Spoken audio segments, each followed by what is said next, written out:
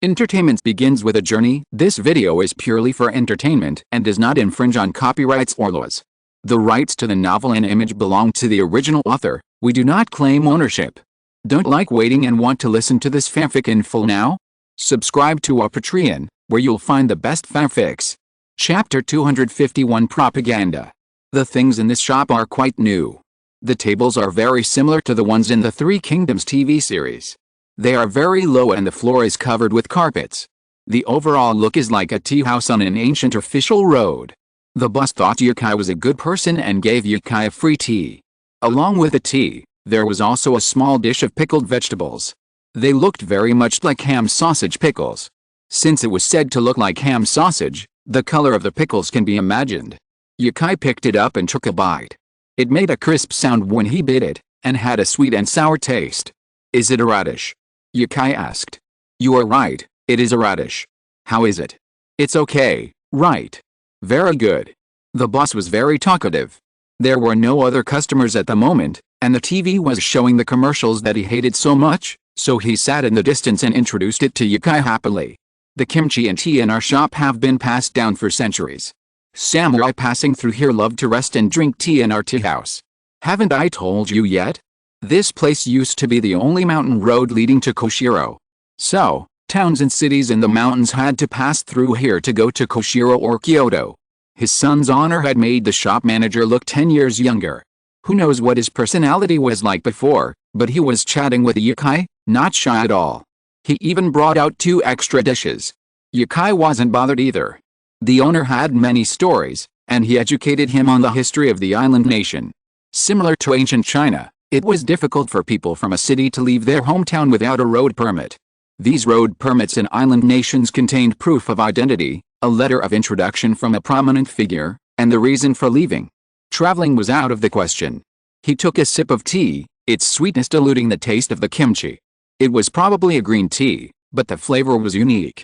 However, the differences between tea from the island countries and Chinese green tea are understandable. They are from 2 different countries, after all. After chatting with the owner for so long, Yukai also understood what kind of tea fencha is in the island countries. There's a disparaging saying in the island countries that something is not as good as first-class tea. It's a unit of measurement. But no matter how poor the tea, it's always fragrant when freshly brewed. Even wild tea grown in the mountains has a captivating aroma right from the moment it's brewed. As the saying goes, there's no such thing as an ugly woman at 17 or 18, and even coarse tea is fragrant when freshly brewed. The tea steamed, and the shop fell silent. Yukai's concentration on reading prompted the owner to turn down the TV volume, and for a moment, he felt a sense of peace and tranquility. An hour later, Yukai shifted his sitting position. But sitting still wasn't quite right anymore, so he closed his book, stood up, stretched, checked the time, and said to the owner, I'm staying here tonight. Get me a room. Okay, stay here. The owner happily found a room for Yukai and personally showed him upstairs. Just like Ms. Kojima's room, there was no bed, only a tatami mat, but that was fine. Yukai had already experienced this last night. Even though there was nothing underneath, it was surprisingly warm. The luggage was all in the car. Staying in a hotel was just about finding a comfortable place to sleep, and since it was only for one night, there was no need to bring all the luggage upstairs. Just bring the small box of toiletries with you before bed. The owner suddenly remembered something he wanted to tell Yukai. He hadn't bothered to disturb him, seeing him so engrossed in his reading, and had almost forgotten about it. Yi-sang, he suddenly said. Ah. Boss, is there something going on? The owner shook his head and said, nothing. Well, didn't you say you were a tourist from abroad? We're having a fire festival tonight. It's not a big event, but I'd like to see if you can come. Fire festival? What is it? Yukai asked. Yukai only knew about fireworks festivals, but it was still too early for the island nation's fireworks festivals. The earliest one wouldn't occur for another month. It's an event in our country, held every winter. Seeing Yukai's interest, the boss paused and said, our village holds fire festivals at the beginning and end of winter. Last night saw the last snow of the season, so we're planning to hold a fire festival tonight. It seemed quite interesting. Whatever the event, as long as it's permitted, Yukai would attend it with his camera. Harry Potter had begun a limited promotion in the UK. Despite the disapproval of many publishers, Cambridge University Press defied the odds and published this novel, often described as a fairy tale. Having already decided to publish, they certainly wouldn't let it slip quietly into the market. That would have been futile. Good wine needs a well-placed market, and if they really waited for word of mouth to build, who knew how long it would take? So, before the official release, Cambridge University Press partnered with some booksellers to post promotional photos in bookstore windows.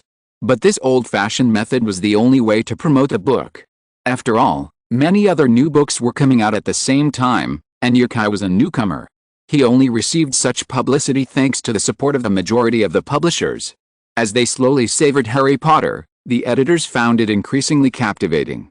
It was hard to believe this was a novel written by a Chinese. International Children's Day was approaching, and Wilson Harvey was searching for a gift for his daughter. His daughter loved Barbies, but she'd already gotten one for her birthday this year. The family's Barbies could form a cheerleading squad, and Mr. Harvey really didn't want to add another one. Passing by a movie theater, he wondered if he should get movie merchandise. A friend had given her son a Hulk figure for his birthday, and the boy was thrilled. Passing by a store, he wondered if he should get the latest Nintendo console. Kids love games, right? But his daughter didn't seem particularly interested. He was worried.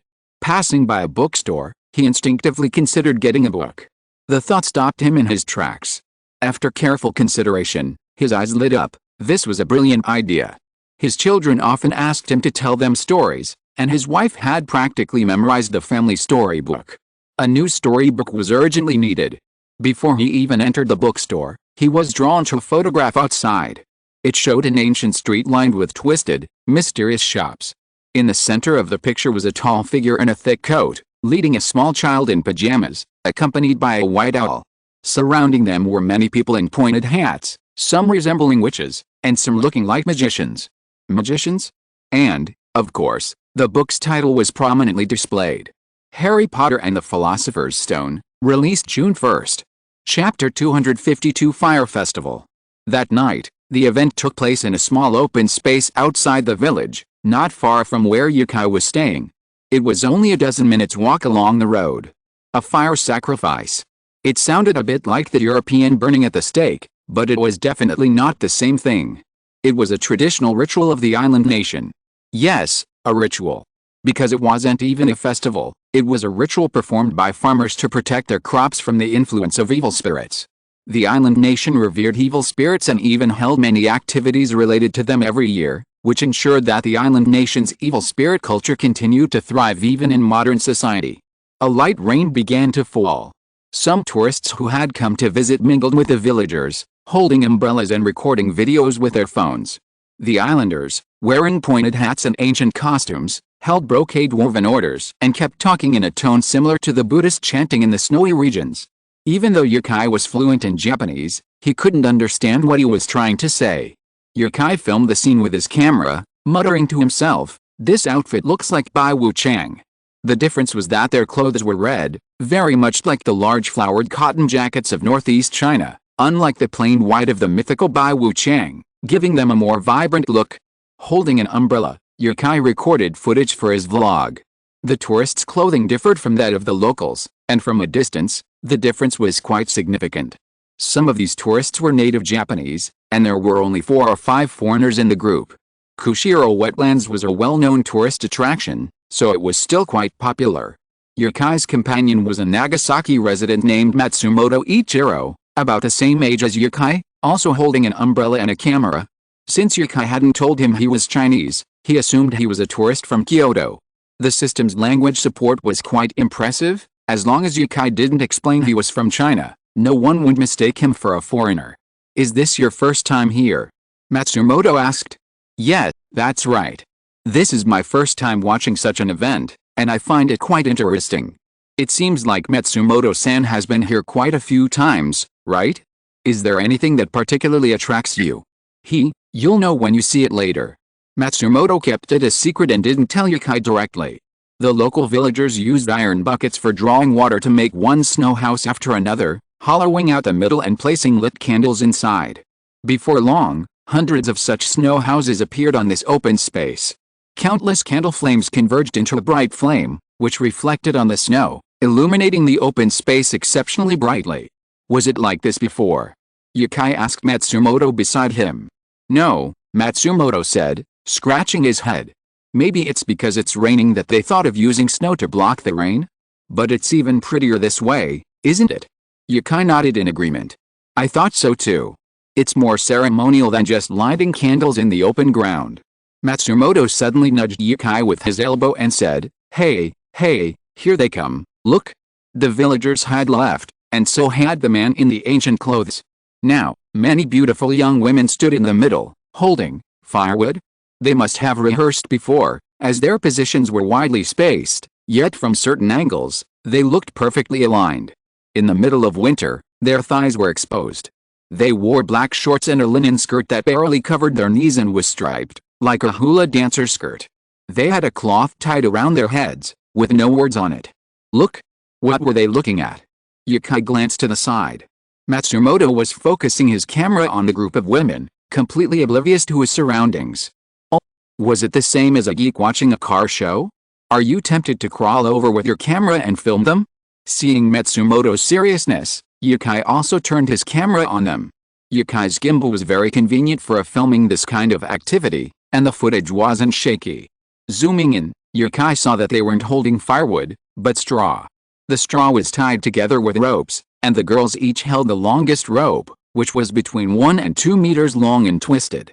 Yukai couldn't quite estimate the length.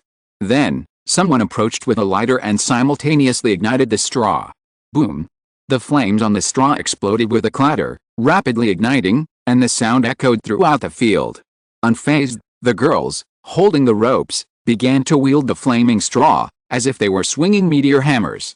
Huge flames swirled around the girls, and even from this distance, Yukai could hear the occasional whirring of flames. Isn't this dangerous? What if the flames broke the ropes? Would the straw fly onto someone else? Although they were standing apart, that was relative. If the rope snapped while someone was swinging it, the flaming straw would surely fly into the faces of those nearby. Is the rope special? Don't you worry about it breaking? Yukai asked Matsumoto beside him. Yes, it's coated with a non-flammable oil, so it won't break. I've been here several times and it's never happened. As the flames spun, the girls would dance, sometimes letting the rope swirl with flames, fly past their feet, their skirts billowing like fire gods. None of the girls seemed frightened, some even laughed out loud. It was terrifying. Sparks from the burning straw of the person closest to Yukai flew everywhere, even reaching him. They landed on the ground, quickly dissipated by the snow, leaving behind a black speck. The straw burned rapidly, and these small sparks multiplied. Yukai took 2 steps back to avoid any sparks from landing on his clothes. Among the dancing girls, 2 were indeed particularly beautiful. Matsumoto was probably here to see them, otherwise Yukai couldn't see any reason for his fascination. It was just that Yukai simply didn't understand the world of some people. If Yukai were an evil spirit, he'd probably stay away if they were playing with fire like this. It's well known that evil spirits are afraid of fire, or rather, light. So, it was easy for Yukai to understand why such an activity would occur. It was a very primitive ritual. The costumes, scarves, skirts, and strange yet cute poses made it seem very ritualistic. The girls waving flames seemed quite happy. The island nation has done a good job of preserving its culture, and many things from the past have been preserved. In modern society, these traditional rituals are invaluable. Yukai loved the atmosphere.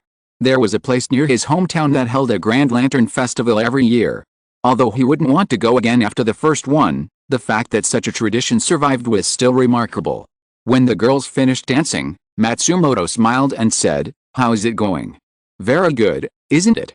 Yukai looked at the footage displayed on the camera and said, "It's really interesting." Chapter 253 Harry Potter released. A few days later. June 1st was International Children's Day.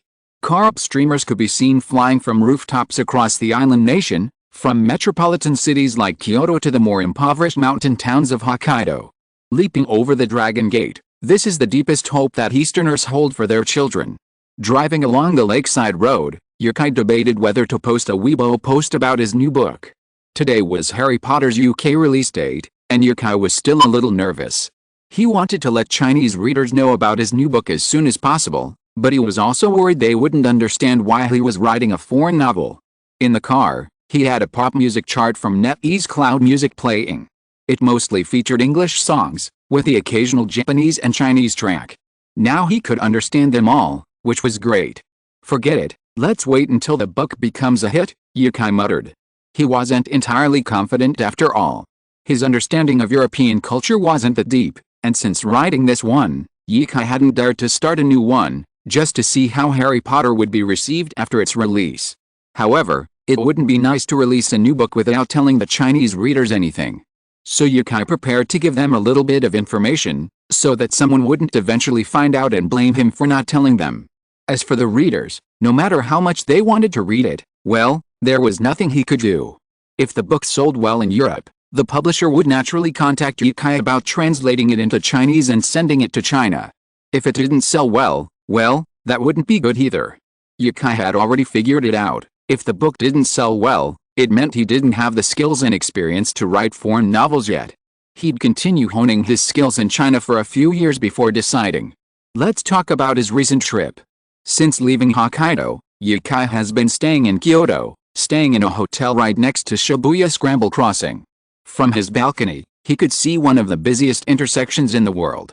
Every day during the commute, a huge crowd would surge from all directions, with over 3,000 people crossing the intersection at once. It was a truly breathtaking sight. This was also the filming location for the Resident Evil film Resident Evil in the Island Nation. Yesterday, Yukai took a helicopter flight over Kyoto and saw a true steel jungle, or rather, a sea of steel. He'd known Kyoto was huge, but living there was completely incomprehensible. It felt no different from any other city. But flying in the sky was the real deal.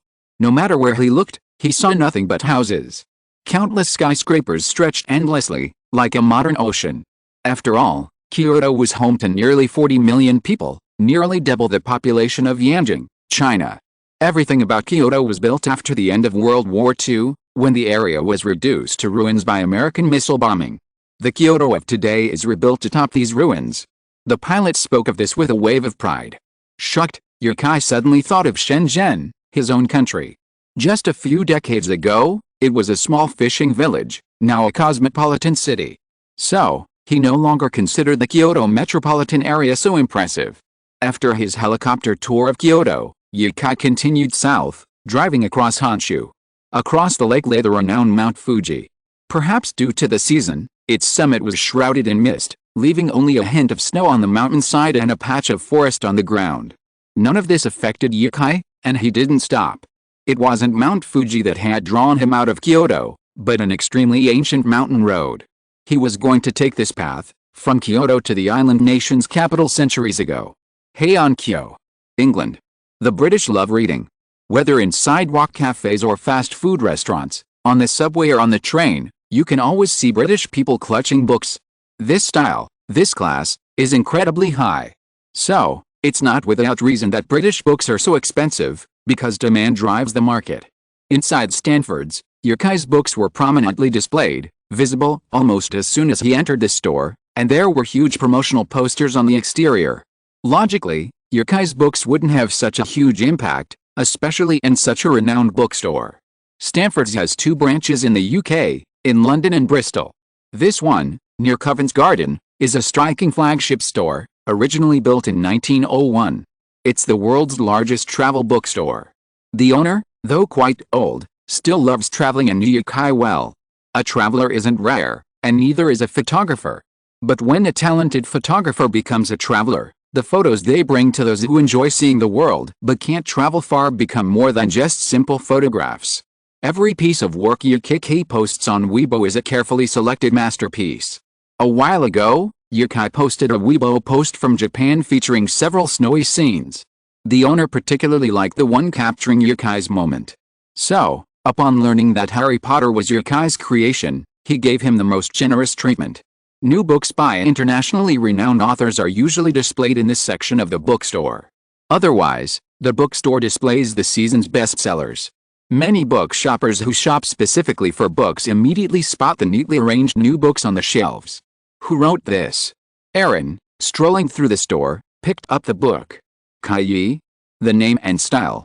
Oriental? China or Japan?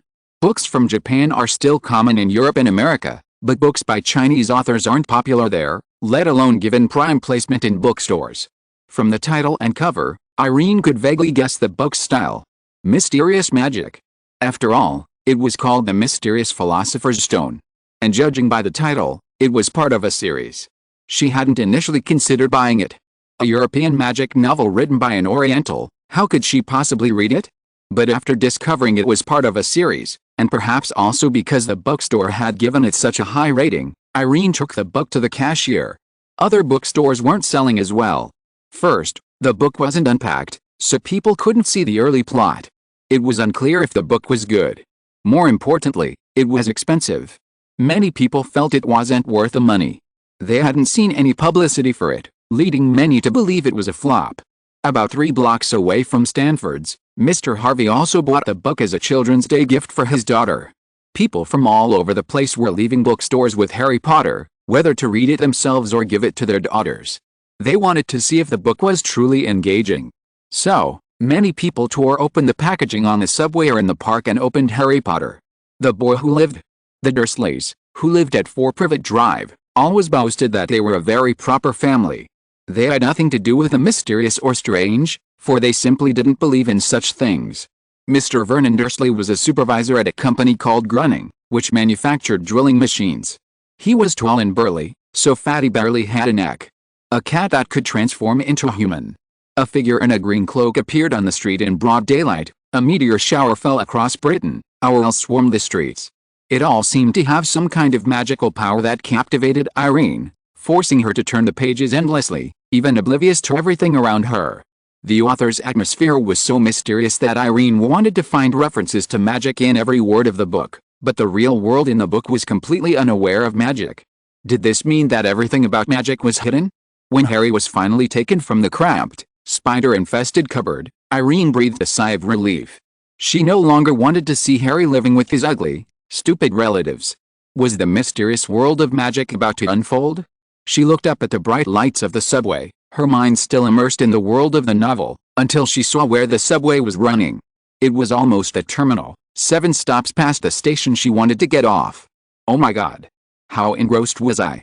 On the other side of the ocean, Yukai parked his car at a post station on Nakayama Road, carrying only a travel bag filled with the necessary food and water. In the south of the island nation, there was a city called Heian-kyo. Until Kyoto was founded as the capital in 1868, Heian-kyo remained the island nation's capital. Between the two cities ran a road, a grand one for the island nation.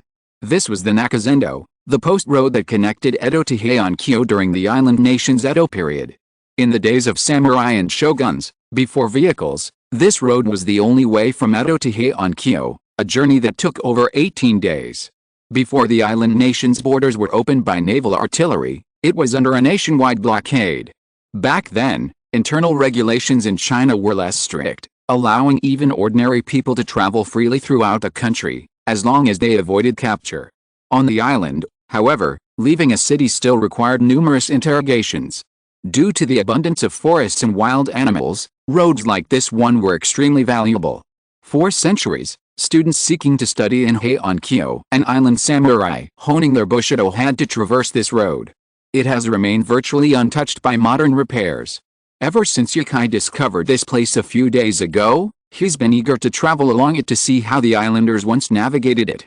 Along the route, there are 69 shokuba, post stations, essentially post stations on the ancient road that later developed into small towns or villages.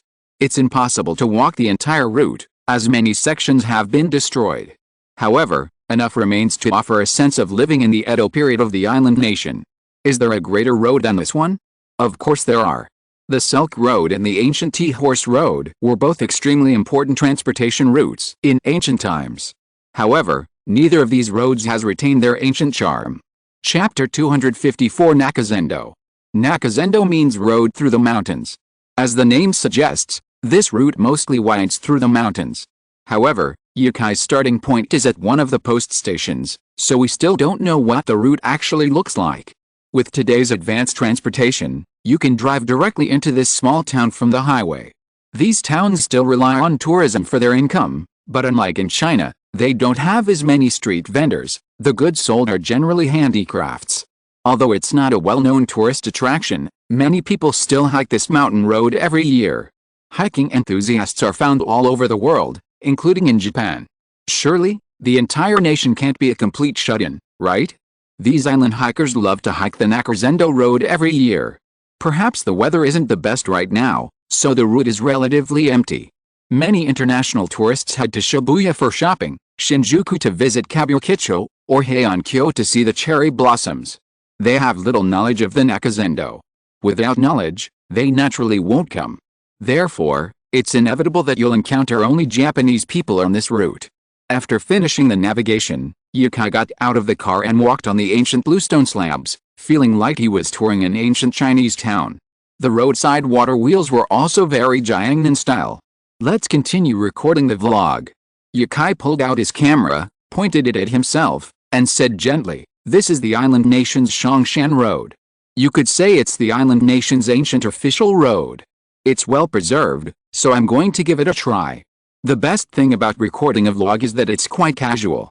Since it's not a live broadcast, no one on the other side of the camera will be watching. Once all the footage is recorded, any footage that feels bad can be deleted. If I can get 300 minutes of footage from this trip to the island nation and finally cut it down to 10 minutes, that would be considered a great result. Yukai noticed that many vlogs were only around 5 minutes long. The Shongshan Road in the inn was like a rural road in China. Some areas were paved with bluestone slabs, but most were solidified mud, trampled by countless people for years. "It feels a bit like the 16th century, Yukai said as he walked. Soon, he left the inn and entered the mountains and forests. The path now narrowed, barely wide enough for 3 people to walk side by side. Difficult sections were paved with wooden planks, and wooden stairs and bridges were installed for descents and fords. The wood looked very old, severely corroded by wind, rain, and insects. It looked like it would need to be replaced soon. This path was truly well built and maintained. Although it was a mountain path, the stairs and bridges made it just like any other normal walk. One could even enjoy the scenery of the forested mountains. Yukai was disappointed that it was already June, and the island nation's famous cherry blossoms had already faded. Otherwise, walking along Shongshan Road would have been a truly beautiful sight. It was beautiful already, but Yukai believed it would be even more beautiful if the cherry blossoms were in full bloom. Believe it or not, this road is from hundreds of years ago. People have walked it for centuries. All the famous island nation figures you know have walked it. After all, to reach the capital, one had to pass through this road. And all the famous warriors and generals of the island nation's ancient history rose to fame after traveling extensively throughout the country. Yukai saw what looked like a telephone booth erected ahead. He continued walking, and as he got closer, he discovered a bell, as big as an adult's fist, hanging there. A wooden sign at the back read, "Ring the bell loudly to warn of wild bears." Yukai tugged on the rope below, clanging a few times before resuming his journey towards Heian-kyo. Wild bears aren't a threat anymore, but hundreds of years ago, this road was treacherous. The island's elite would bring numerous men along to take precautions. The road was lined with abandoned shrines, and along some of the smaller paths, one could see the houses of former bandits, all nestled on the hillsides. How did Yukai know this? Because every feature along the road was marked with signs introducing it to modern people. The bandit houses had decayed and collapsed in many places, but still, a hint of the past remained. This road felt like a journey back in time, with every corner telling stories of the island nation's past. After walking for a while, Yukai faintly heard the sound of flowing water in the distance. A waterfall? It was definitely a waterfall. As we got closer, the sound of water splashing from a great height became more and more rapid. After turning a corner at an intersection, the view suddenly opened up. The mountain on the left became wider, and the water of the waterfall was like a silver dragon falling from the sky, making a gurgling sound. The waterfall is divided into 3 layers, about 6 or 7 meters high in total. The first and second layers are only about 1 meter each, and the third layer is the closest to the ground, about 5 or 6 meters high.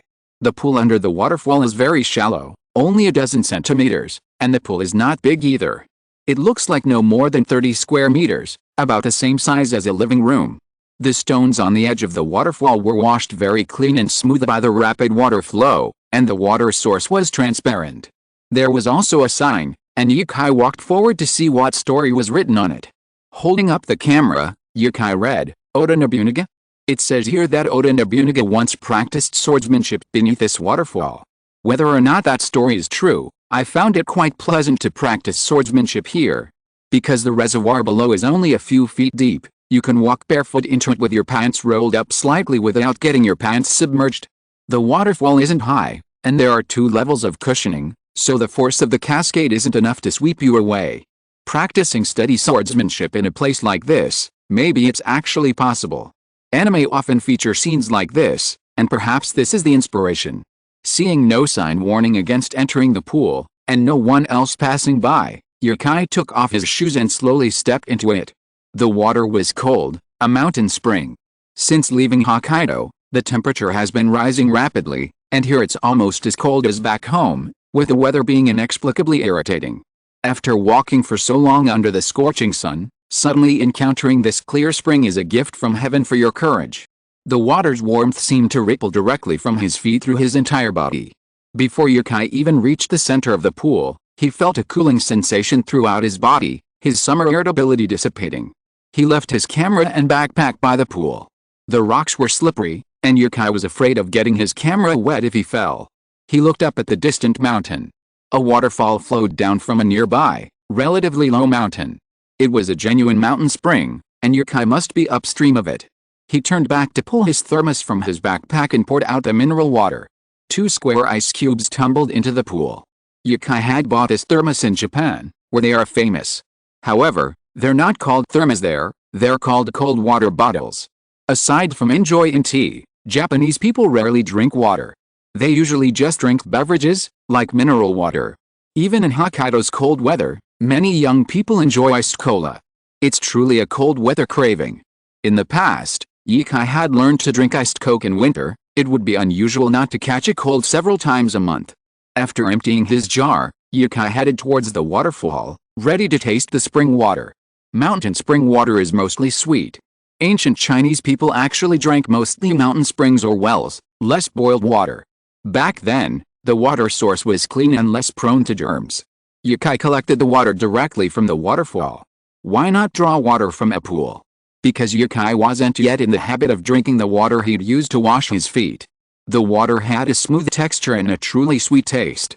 When traveling in snowy areas, you'd find water everywhere, flowing down from the melted snow on the mountains. Even in broad daylight, under the sun, it wouldn't warm up even a bit. The water was clean, but not as delicious or sweet as mountain spring water. Yukai was increasingly suspicious that the mineral water sold on the market was actually just tap water from the water plant, completely devoid of flavor.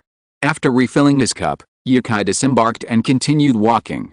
He estimated he'd walked about 10 kilometers since getting off the bus, and was about to reach the next inn. He could see carp streamers fluttering in the distance, and knew he'd reached the end. After spending the better part of a day, including a quick lunch, he finally reached this section of the Nakazendo. No wonder it took around 20 days to complete the route in ancient times. There are 69 inn stops, but Yukai only visited this one today. The road unnoticed transformed into a bluestone path, gradually widening. At first, only the roofs of the houses were visible, then the sunny dolls, and finally, Yukai reached the inn. This place was more of a village than the small town he had been in, but the houses were beautiful, like villas, with firewood neatly stacked outside. Did they still burn firewood? The streets were deserted, and everything was neatly arranged, a beautiful sight. Yukai walked briskly, alone, until he spotted 3 Japanese hikers a short distance ahead. After nodding to each other, Yukai stepped aside and continued walking. A woman who lived there was hanging laundry out to dry, accompanied by her daughter, no more than 10 years old, wearing a yellow hat, apparently having just finished school. Elementary school students in island countries all wear hats to prevent falls and traffic accidents. Yukai felt that kindergartens and even elementary schools in China should learn from this practice. Children often fall while playing, and hitting their heads is a serious problem. Looking at the map in his hand, it looked like he wouldn't be able to get off the Nakazendo today. The spot he'd chosen wasn't far off, it was the last section of the Nakazendo, a typical 2-day hike. But Yukai had planned to complete it in 1 day. He'd have lunch at this village-like inn, and finally reach the final inn at night to catch a bus to Heian-kyo. He'd stopped along the way, taking side roads to visit abandoned strongholds, see ancient, abandoned shrines, play in waterfalls, and record vlog footage. By the time he arrived, it was already 4 in the afternoon. He'd have to rest here tonight before leaving the Nakurzendo tomorrow. Chapter 255, Sky-high price Japanese food. There are no good hotels in this area. There are 3 lodging options, all of which are B&Bs, but the B&Bs here are likely more comfortable than staying in a city hotel. The refreshing mountain breeze aside, Yukai was even more delighted by the town's rich Japanese atmosphere. It would surely be a selfie spot if people knew about it. Strolling through this Japanese countryside in a kimono and snapping a series of photos would truly prove he'd been to the island nation. Yukai had expected tatami mats here, but the B&Bs only had single beds.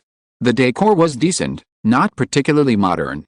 The next day, he spent a long time hiking the mountain trail again, leaving around 2 o'clock or 3 p.m. This was the other starting point of the Nakurzendo trail. This is the starting point, and coming from Yukai's side, this is the end point. This is a common small town on islands. It only took less than half an hour by car to reach Heian-kyo, formerly known as Kyoto, Luoyang, or Chang'an. Even the name was copied. The island nation acknowledges this, which is a step forward from its Asian neighbor. The best place to see cherry blossoms in the island nation is Heian-kyo. This alone brings Kyoto 60 billion yen in annual tourism revenue.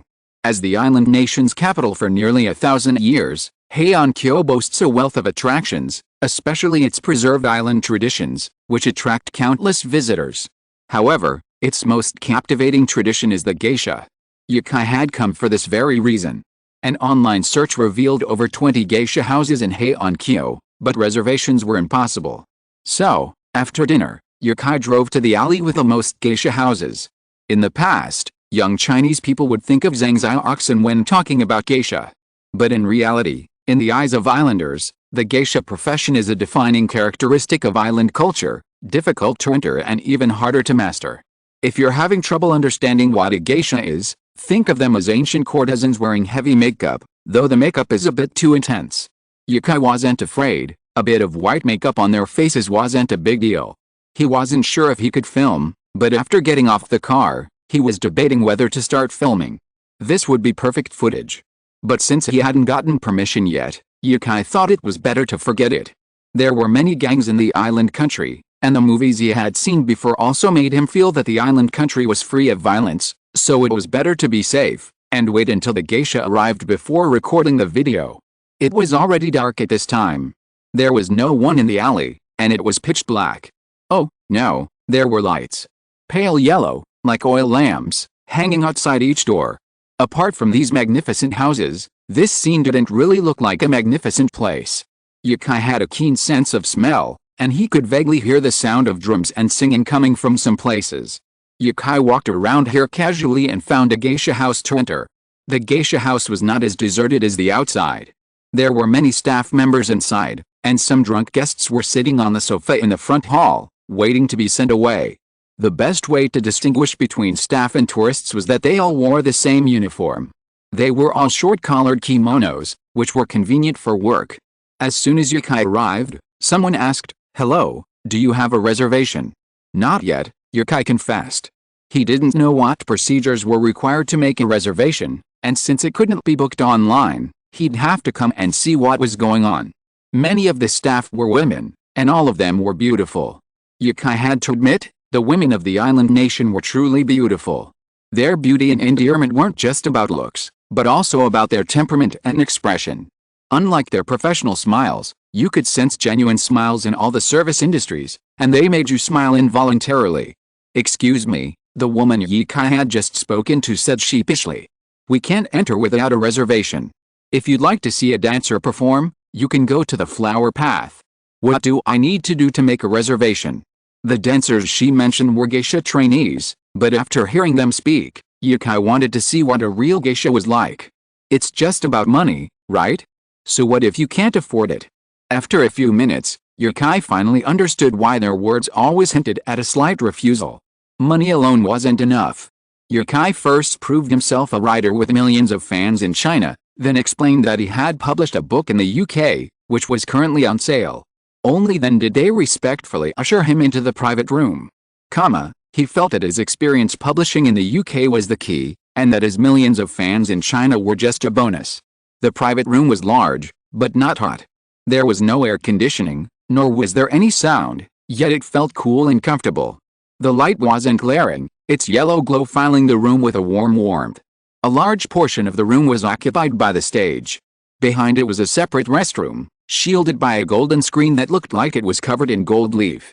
The screen was a single color, with no extraneous details, but the surrounding walls were decorated with beautiful patterns. On the other side of the room was a small table, only large enough for 4 people at most.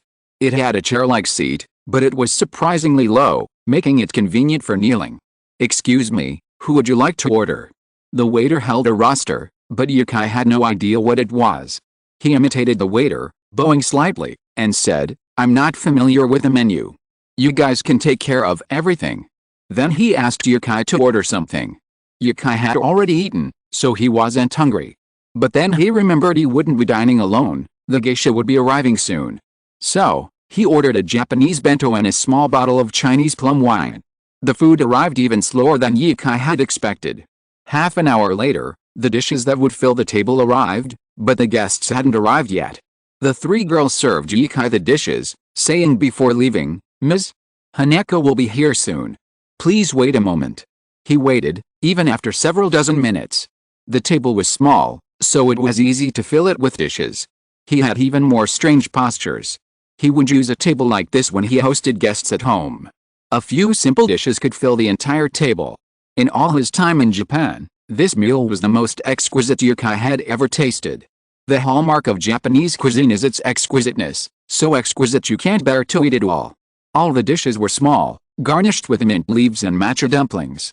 A rice ball sat in the center, sprinkled with something resembling meat floss and 2 slices of carrot kimchi. Surrounding it were soy sauce, sashimi, squid tentacles, some kind of pastry, ham, steak, grilled fish, tempura, sea urchin. It looked beautiful, and it looked delicious, but it was expensive. The items on the table alone cost 600,000 yen, nearly 40,000 Chinese yuan. It's late, and I probably won't be able to finish today. This is barely 10,000 chapters, right? This is the first 10,000 chapters since publishing. Please reward me.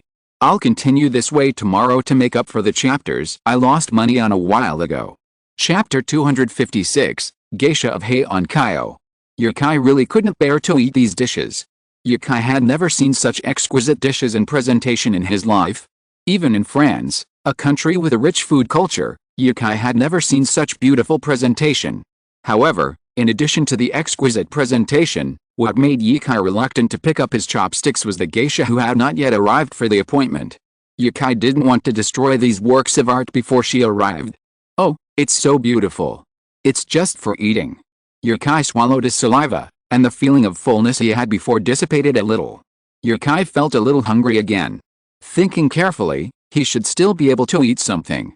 Before today, Yukai had no idea about the word geisha or even the profession. He could only say that he had heard of the name and knew that they would wear heavy makeup. He learned some superficial things about geishas when he was searching for geisha houses, which immediately made Yukai feel that they were like the prostitutes in ancient brothels. Brothels also have separate categories of prostitutes and prostitutes. Prostitutes, like the geishas on the islands, sell their art but not their bodies. To leave a brothel, they must earn money to redeem themselves, or someone else must pay for them. Of course, modern times are certainly less prone to the vulgar customs of the past.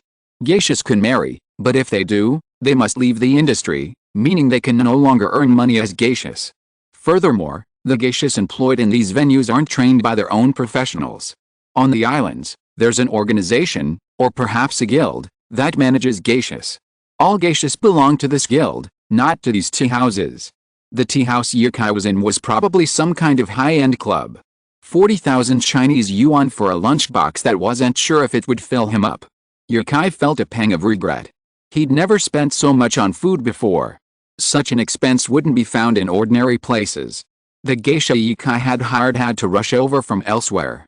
Less than 10 minutes after the meal was served, the sliding door opened again, and a woman in a beige kimono walked in, hunched over. Someone had finally arrived.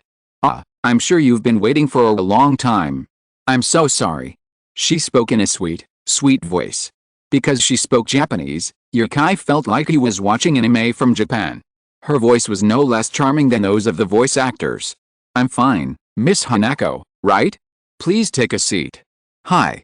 Hanako, wearing a rather bulky kimono, found it difficult to sit down, so she knelt down in the seat opposite Yukai, her posture perfect.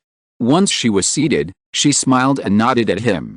The two girls in black kimonos standing outside the door bowed to Yukai simultaneously and said, "Will be excused now. Please feel free to ask for anything." With that, they closed the sliding door. Her makeup was indeed very white, but under the light, it wasn't a lifeless paleness. Instead, her entire face seemed to shimmer. The whiteness of her face made her eyes appear even darker and brighter, and the bright red of her lips even more vibrant. It wasn't the cherry-like lips you see in movies. I don't know if it was always that way, or if it was a recent development. The range of lipstick she wore was no different from the makeup a normal woman would wear. Her face was the oval shape Yukai liked, and her figure was also very good. Overall, Yukai didn't feel intimidated. Instead, he thought, quite pretty. Could it be that his aesthetic sense was amiss? Yukai was examining himself, but the girl sitting across from him, Hanako, didn't think so. She simply felt that Yukai's gaze on her was a bit piercing. Hanako blinked cutely and whispered to Yukai, "Am I too beautiful?" Yukai recovered, smiled twice, and said gently, "Yes, very beautiful." Staring at a girl was indeed not a good idea, and Yukai thought she was probably not very old, at most in her early 20s, still a young girl. Finally, they had arrived, so who else was missing? Let's eat. The table was a feast of delicacies. Although the portions were small, there was a wide variety. Yukai had already eaten, so the two of them should probably eat enough. "What's your name, sir?" Yukai. Yukai had been wondering what a geisha looked like, but now it seemed that she was just an ordinary person, except that she spoke and acted with elegance and meticulousness. Hanako rolled up her right sleeve and filled Yukai's glass with wine. "This is Chinese wine, Yi sang." "Yes, I'm Chinese." Hanako raised her right hand to prevent her sleeve from touching the wine and food underneath, and covered her mouth with her left hand, looking at Yukai in surprise, as if saying, "No way, no way? Are you really Chinese?" Then she said in a very happy tone, "Yi sang is Chinese? Wow, your Japanese is so good." He was wondering why she was so surprised, but after hearing Hanako's answer, Yukai felt proud and said, "Thank you for the compliment, thank you for the compliment. It's not bad, we can communicate normally." Even though he learned Japanese by cheating, it was something he could use skillfully. Compliments were secondary, the genuine expression on Yukai's face was the real source of his joy. This geisha was so adorable. I wondered if all geishas were like Hanako. "Hanako, is that your name? What's your last name?" Yukai asked. "Oh? Hanako is my name. I can't reveal my real name until I'm in a relationship, but if it's Yi-sang." Hanako lowered her head and said, "If Yi-sang wants to know, I can tell you. I want to be friends with you, but you want a marriage certificate?" The question of the name fell through. It was just a casual question from Yukai. However, Hanako did explain why they couldn't reveal their names. When they became apprentices, they took a stage name, which would remain with them throughout their career. They wouldn't use their previous name again until they retired. When did they retire? When a geisha met someone they truly loved and began a relationship, they would leave the geisha profession. Because dating wasn't allowed for geishas. "So when did you become an apprentice?" Yukai asked. 7 years ago, I was 13 years old at that time. Wow, time flies when I think about it. I always felt it was hard to endure when I was an apprentice, but 7 years have passed in the blink of an eye. Huizi smiled as if she was recalling her past years. And Yukai was thinking, so Huizi has never been in love? Single for 7 years. Fortunately, Huizi has never been in love before. Yukai looks okay. He was quite handsome before he got the system. He has never lacked girlfriends since junior high school. The longest time he was single was actually the time when he started working after graduation. He was busy making money at that time. How pitiful. Yukai thought about it and picked up the glass to drink again, but there was not a drop of wine in the glass. He had finished a glass unknowingly. The glasses for drinking white wine here are very small, and in fact, you can only take a few sips. Huizi saw that Yukai's glass was empty, refilled it for Yukai, and said, "Just drinking? Do you want to listen to music or watch dance? If you're listening to this novel on a channel other than Fanfic World, It means they downloaded and uploaded it without effort. We cordially invite you to visit our channel, Mundo Fanfic Novelists. There you'll find the original version of this story, and you can explore many other novels of various genres. We're waiting for you to immerse yourself in a world of incredible novels. Chapter 257 at Mori Kagoro. Great! I'm very interested in your dance. I've heard you're skilled in singing and dancing, but I've never had the chance to see one. Hiring a proper geisha isn't easy. Fate is secondary, status is paramount. Yukai wasn't a prominent figure, but he was a somewhat well-known public figure. That was considered fate. However, if anyone could woo one of these geishas, they could enjoy a night of revelry. Watching the dance and listening to the music, knowing that everything they've learned over the years can only be enjoyed by you, alone, was a thrilling thought. Hanako smiled faintly at Yukai's words and stood up with her hands. In front of the private room was a beautiful small stage, resplendent and magnificent. The gold foil on the screens reflected a dazzling light in the bright sunlight. Yukai finally understood that a geisha's performance could only be enjoyed under yellow lighting. Without the lights, all people could see were faces covered in white powder. Yukai didn't know this on the island, but in China, this was terrifying, and many people considered geishas ugly because of it. But if the light is white, the face becomes pale and even uglier.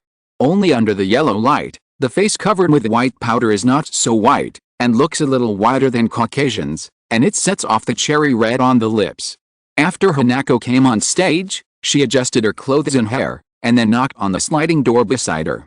The door was pushed open from the outside, and the girl in the black kimono who had closed the door for the two of them before knelt outside and opened the door, which made Yukai stunned for a moment.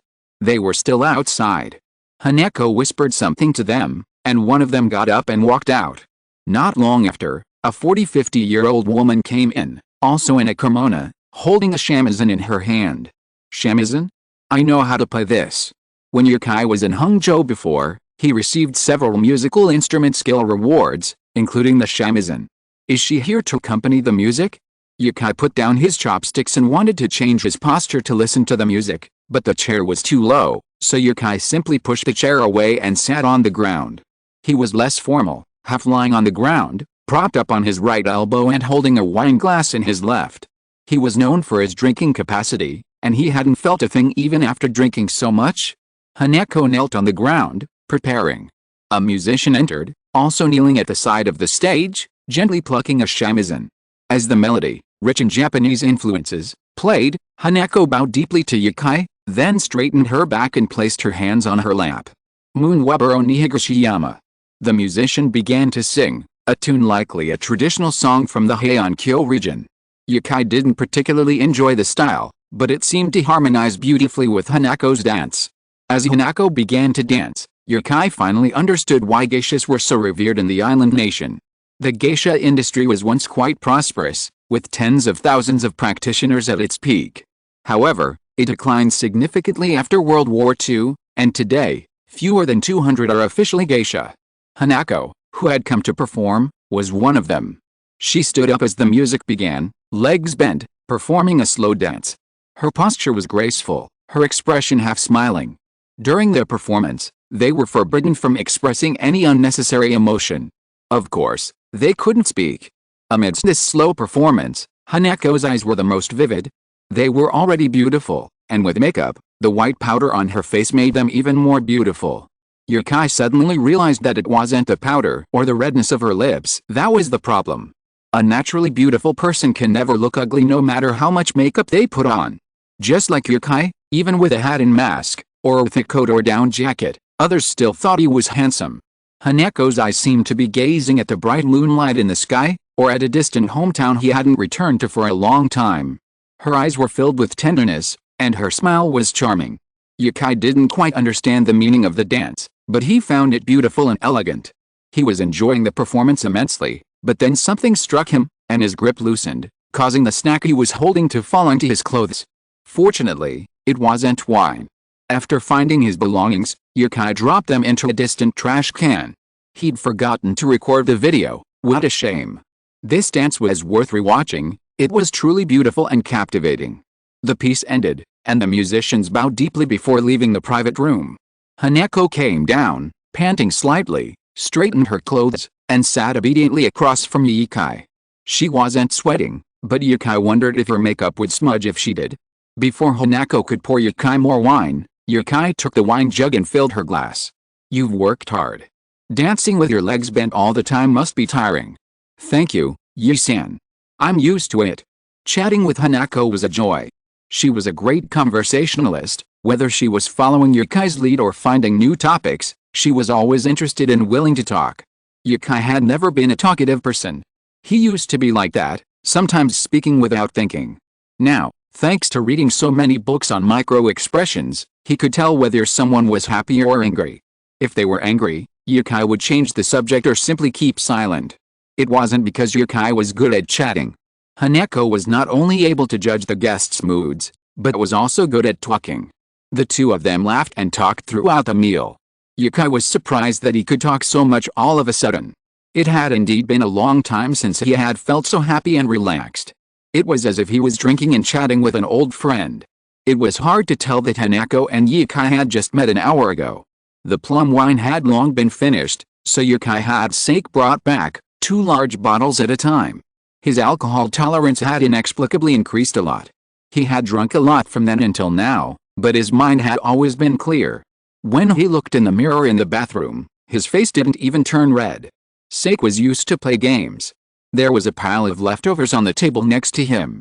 Someone was quietly clearing the table and tidying up everything around. Yukai and Hanako were playing a game, and the loser drank. Hanako had just explained the rules to Yukai, and the two were playing the first round. A cup sat upside down on a low table. The two sat facing each other, Hanako singing a song. They reached out to the upside-down cup in unison. If the cup was on the table, they used their palms. If it was held by someone, they used their fists. If the cup wasn't there and you were still reaching for the table, you lost. A glass of sake, drink. Yukai found this game quite fun. You could play it with friends in China. Just pick a song and follow the rhythm. No special songs needed. Yukai wasn't very familiar with the game, and he lost right away. Hanako, across from him, covered her mouth and laughed heartily. He, laugh. Yukai looked at the 2 bottles of sake left on the table. Alice, his mouth would be dry soon. No matter how talented Hanako was, or how much training she'd received in drinking games, those were only for normal people. Yukai was no ordinary person. Once Yukai mastered the rules, even if he reached out with his palm, he could turn it into a fist as he brought his hand down. Chapter 258 Talking to me about money. Yukai didn't deliberately force Huizi to drink constantly. Cheating like Yukai wasn't fun in a game, after all. But generally speaking, Huizi lost more than she won. She drank most of the 2 jugs of wine by herself. The atmosphere was lively. But Huizi, constantly losing, was clearly unconvinced and suggested another drinking game. She ordered a few more jugs of wine and found a clear glass.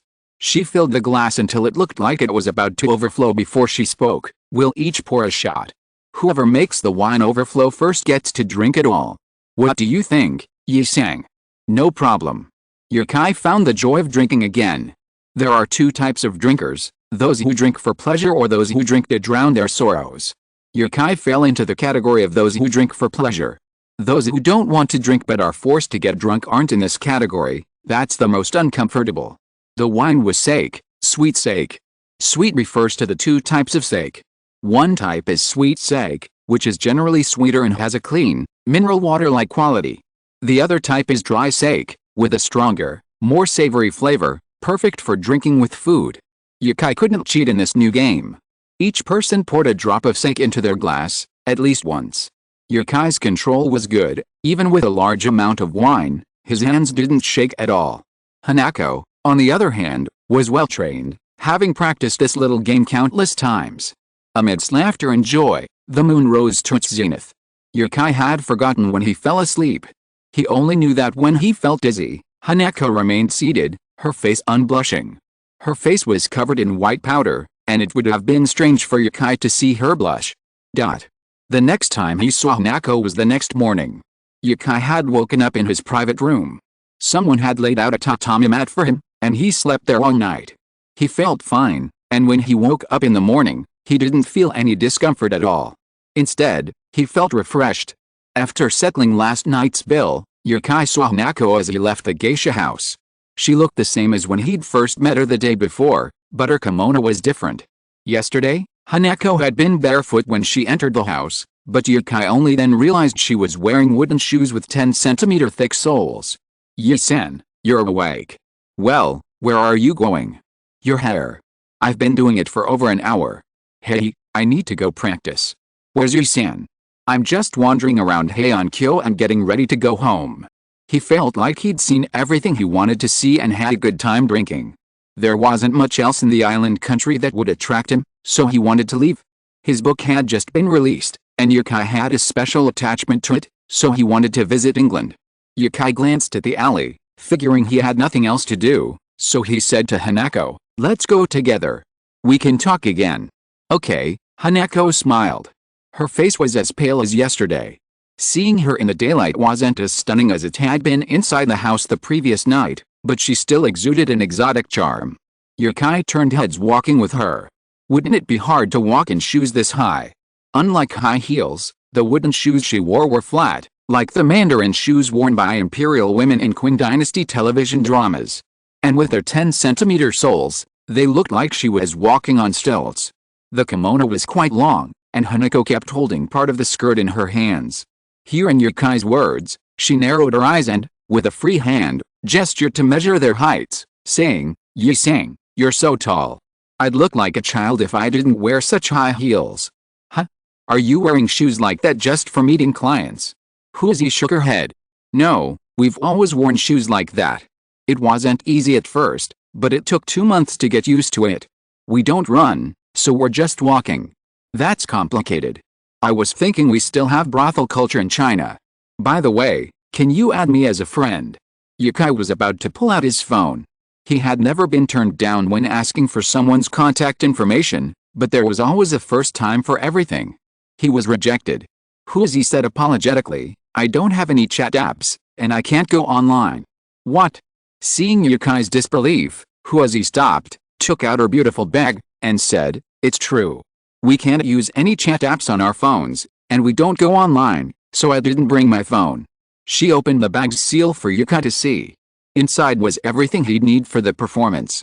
Yukai looked at the sky awkwardly and said, Okay, I just said it casually, it's okay." Huzi pursed her lips and said, "How about I give you my cell phone number? Text me if you have anything. If you want to see a show next time, send me a message." For no reason, Yukai thought of the money he had paid before. Yukai suddenly didn't want Huzi's cell phone number anymore. It cost a lot to make friends. "And next time." Huzi chuckled and quickly covered her mouth and laughed for a while before saying, "Don't worry, today is a special case. I'll give you a discount in the future. How about 50% off?" Yukai said dimly, "I treat you as a friend, and you actually talk to me about money." Huzi was stunned for a moment, and said tentatively, "I was just kidding. How about free? We have 2 days off every month, we can make an appointment then.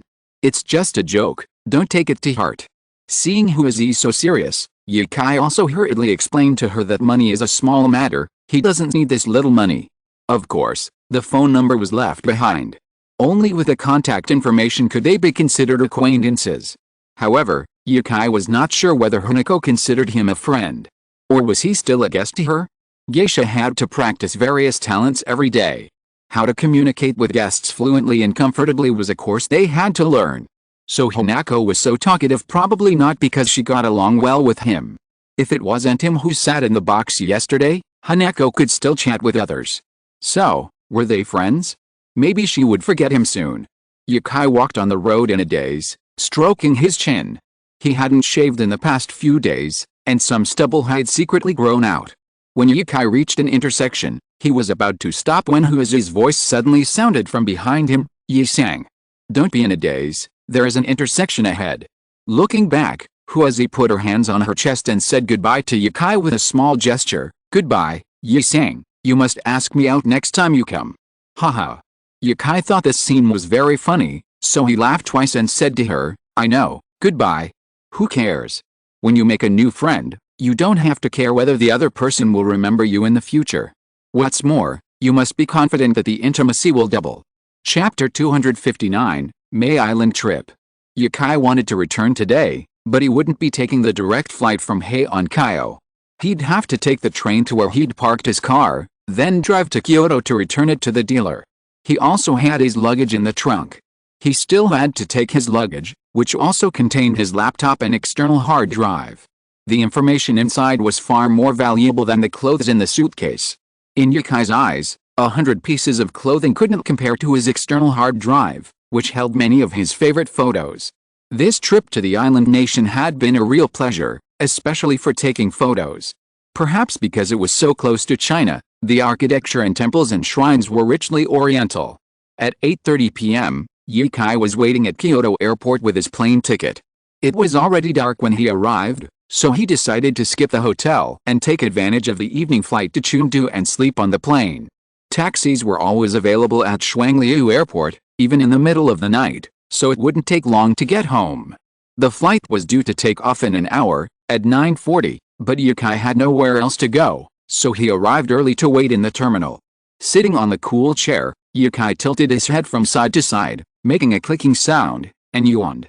It was still early, so not many people had arrived. Most wouldn't arrive until around 9 o'clock. Not interested in playing with his phone, he pulled his laptop out of his backpack. Yukai always carried his electronic devices with him. He didn't dare put them in his suitcase to check in. He might not even be able to turn them on when he got them. He connected a 2 terabyte external hard drive, and inside it was a folder titled Island Country. Yukai was a serious man, so this folder wasn't filled with cultural relics, but rather videos and photographs he'd taken since arriving in the island country. The original footage shot with a DSLR camera wasn't just high-definition wallpaper stored on a phone. A few photos alone could take up a gigabyte, not to mention the videos. So now he was finding some free time to select some photos. 4 photos of the same type, just keep a few of the best ones. If necessary, keep the rest. If you feel the shots are poor or repetitive, delete them. They just take up space. Yukai only visited the geisha house in Heian-kyo, and he missed many of the shots that he found breathtaking. He was so focused on being amazed at the time. Now that he thinks about it, if he had recorded Hanako dancing, she might have become a minor internet celebrity without him even realizing it. Yukai's thoughts aren't unreasonable. After careful consideration, he concludes that his aesthetic taste isn't flawed. If he finds Hanako's dancing beautiful, then most Chinese people probably share the same sentiment. Most importantly, Hanako's appearance is naturally sweet and charming. In China, with just the slightest push, she'll attract a flood of fans. Freak society, freak society. Yukai muttered, seemingly resentful of China's fan base, his hands moving swiftly. Without a mouse, his nimble right hand tapped rapidly on the touch screen. The mouse cursor on the screen moved just like a normal mouse, smooth and without a single glitch. The photos of the Nakazendo Road were still in the DSLR and hadn't been imported to the external hard drive, so the first few rows of photos in the file were all taken during Yukai's time in Kyoto.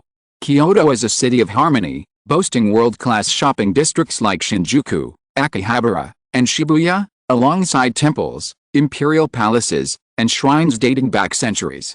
At night, as the neon lights of the city flickered and the bustle of Ginza Entertainment City permeated the bustling metropolis, the flowers of Ueno Park were illuminated by the neon lights, creating a dreamlike illusion.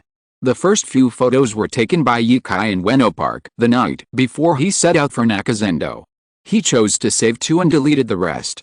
The others were slightly inferior to these 2, and since they shared the same style, there was no point in keeping them. Looking through them one by one, there were Sensoji Temple, Kyoto Disneyland, Kyoto Tower, and Shinjuku's Kabukicho district.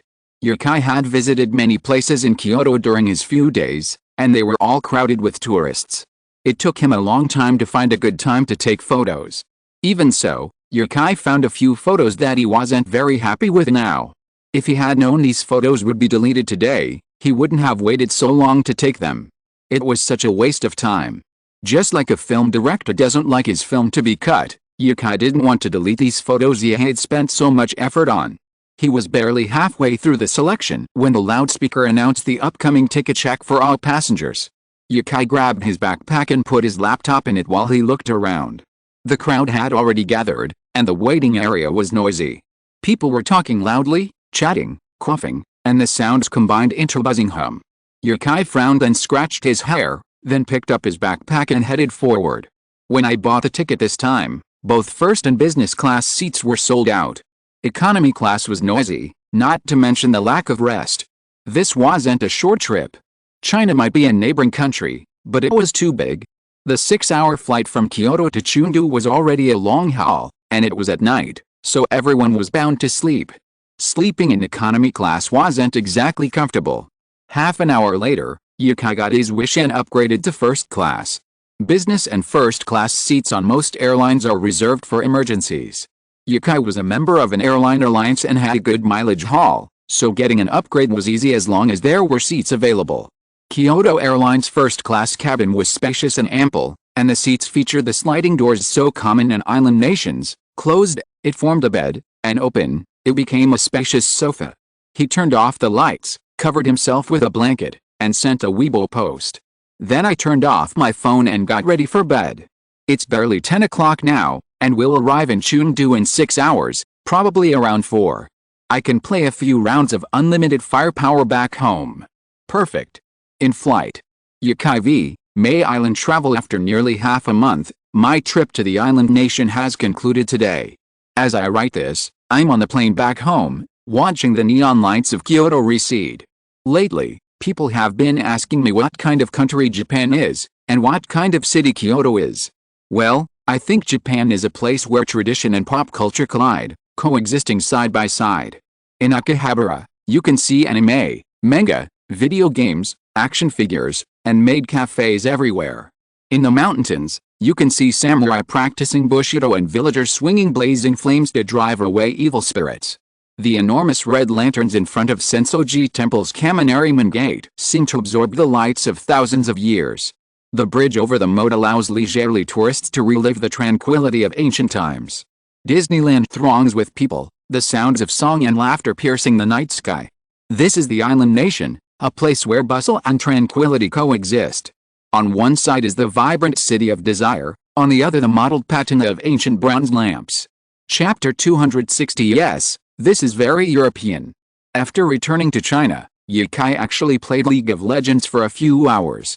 10 days had passed, and he'd completely forgotten all about the multiple kills he'd suffered before leaving for the island nation. Why would he remember something bad? He figured he'd been out of games for half a month, so he might as well give it a good go. Winning or losing in unlimited firepower was hard to say, but in ranked, Yukai was a relentless killer. After a long hiatus from ranked, where he'd dropped to Diamond II, his score had risen to Diamond I, sprinting towards Master. He was a veteran player, previously hovering around Gold, unable to reach Platinum or Silver. He only reached Master after acquiring the system. But no matter how hard Yukai tried, he couldn't reach Challenger. He could easily dominate opposing pro players in the top and mid positions, yet he kept losing for seemingly unknown reasons. It was frustrating. After playing the game for so many years, who doesn't have a challenger complex? Hungry, he ordered takeout, dragging the clock out until 5 p.m. Thinking it was time to get back to work in England, he searched for matches while making a long-distance call. Yukai was in such a hurry to return home, of course he didn't come back just to play games. If he wasn't thinking about a book, Yukai would definitely go back home after visiting the Shrine Maiden. But when he thought about the fact that the book had been on sale for several days and no one had sent him a message or called him, he didn't feel like playing anymore. Without the interest to travel around, he might as well go home and play games. The phone was connected. "Hello, I'm looking for Editor-in-Chief Com," Yukai said. Com was the person who signed the contract with Yukai, the fat editor-in-chief of the publishing house. After so much time, no one knew if Editor-in-Chief Com had gained weight again. But anyone who lived like Editor-in-Chief Com would get fatter and fatter. A girl on the other end of the line replied apologetically, "Sorry, Editor-in-Chief Com is busy at work. What can I do for you? I'll let you know when she's free. Nothing serious. I'm the author of Harry Potter, and I'd like to know how my book's first day sales went. Then you'll have to wait a moment. I'll pass it on for you." Yukai was speechless, but still said, "Thank you." He'd calculated the time when he called the publisher. It was 5 o'clock in China, which meant 10 in the UK. If I remembered correctly, the publisher started working at 9. Busy at work? Who would believe that? He probably hadn't even started work yet. It wasn't Monday, how could there be so much work? Matches found. Yukai thought for a moment, then flicked his mouse and clicked reject. The computer disk faced diagonally across from the window. The setting sun was already streaming in from that side, casting long shadows across the room. Another day was about to pass. Time always seems to fly when I'm not working. Morning's already gone before I've even gotten out of bed, and before I've even played a few games, it's already time for dinner. It's as if life has been sped up. Yukai turned off the game, stood up, stretched his arms, and stretched comfortably with his eyes closed. Feeling relaxed, he slid the wheels of his gaming chair over to his desk, where he'd casually placed his backpack after returning home. Inside was his computer, an external hard drive, and a DSLR camera. Regardless of when he received a message from the other end, he had to finish his work first, or the day would be over, and he couldn't say he'd just played games all day. I'm getting lazier. I must get up early tomorrow. Yukai vowed to himself firmly. He pulled out a memory card and external hard drive from his DSLR camera, sat still in his chair, and wheeled back to his computer. He needed to edit the results of the past 2 weeks. He wondered if the videos would be enough to cover his travel expenses. The trip to the island nation was Yukai's most expensive trip. Accommodation there was on the high side of the countries he'd visited, and hiring a geisha to perform for him, it was simply too expensive. Most of the geisha ordinary people encounter on island trips are Maiko or local geisha. Local geisha are geisha from outside of Heian-kyo, while Maiko are like trainee geisha. Hanako is a full-fledged geisha, and there are fewer than 200 of them in the entire island nation. Consider it just a chance to get to know Hanako. It wasn't a bad deal, but Yukai was still a bit upset that he didn't get to record a video of Hanako dancing. It would have been a great subject, he should have had her perform. He imported all the video footage into PR, and at that moment, his computer fan roared, a speed Yukai could never reach while gaming. He spent some time sorting the videos and began dragging them one by one into the track. The first video was recorded in Kyoto, where Yukai sat in a hotel, his camera just enough to capture the Shibuya Scramble crossing outside his balcony. This is an iconic location in the island nation. Hello everyone, I'm Yukai. I'm currently in Kyoto. You've probably seen the area outside the balcony in movies, right? It's the famous Shibuya crossing. Long time no see. Come to think of it, it's been a while since I've live streamed. I'm really not up to the task of being a live streamer. But traveling involves visiting many scenic spots, and in many places abroad, recording isn't allowed without permission, so it's not very convenient to keep live streaming. Thanks for recommending this new method, I think vlogging is perfect for me. He spoke eloquently to the camera, looking nothing like the half-homebody he was just a year ago. Traveling has truly changed Yukai inside and out. The system may have altered his thinking and temperament, but his personality has gradually brightened with each trip, and Yukai can sense it himself. The editing process is tedious. With so much footage to watch, every single one of it takes a long time, even at 4 times the speed. It's also been a while since Yukai edited a video this way. Yukai had the illusion of returning to college. After entering the society, Yukai often used PS, but rarely used PR. As he got better, Yukai's speed in editing videos became faster and faster. Before doing one step, he had already thought about how to edit the next step, so his efficiency was naturally getting higher and higher. As luck would have it, the phone rang at this time. Yukai's hand that was clicking the mouse suddenly paused. He was in a daze for a long time before picking up the phone. Sure enough, it was the person in the UK who called him back. He didn't know if it was Calm. Putting down what he was doing, Yukai answered the phone and faced the balcony. Sean? This is Calm. I heard you looking for me when I just arrived at the office. Are you asking about sales? Calm's tone did not change at all, which made Yukai even want to get his expression, but this was too blunt. Others were still trying to cover up for you, and you told me directly that you just arrived at the office? Okay, this is very European. Chapter 261. Is this the Yukai I know? Yukai glanced at his computer and mentally calculated the time in the UK. 11 o'clock, no more, no less. He came over to make a call. Calm was going out for lunch and would be back in the office around 3 or 4. Yukai had heard Calm say last time that he left work at 5 in the afternoon. He wasn't sure if he was punctual, but Westerners were pretty punctual. They said they would leave at the exact time. Being a leader was so good. You could work 2 or 3 hours a day, check for calls, and take a little time every day to read the novels others had sent you. Yukai envied that kind of life. Hi, Sean? Are you okay? Yukai said, I'm fine. I'm calling because I'm concerned about the Harry Potter book. How is it going? Very good, Calm said cheerfully, clearly pleased with his sales. Over 4,000 copies sold on the first day, and yesterday's sales even exceeded the first day's. It might become a bestseller. Maybe. Yukai asked, his tone tinged with doubt. Mr. Sean, do you think your first book will go straight to the bestseller list? That's impossible. Haha, even that's impressive. At this rate, it should sell over 50,000 copies in the first month. Yukai frowned, feeling a mixture of emotion. Only 50,000 copies a month? Less than the daily sales of the first 2 books? Regardless, he'd better reply. If things really don't work out, he'd stick to his plan and continue writing Chinese novels for a few years before finding another opportunity to write English. Thank you so much, Editor-in-Chief, for letting me know. He thought to himself, I'd rather not have known. Right now, Yukai couldn't even think about playing games, let alone work. He didn't write novels for the money. The main reason was the low sales, which left him feeling a bit frustrated.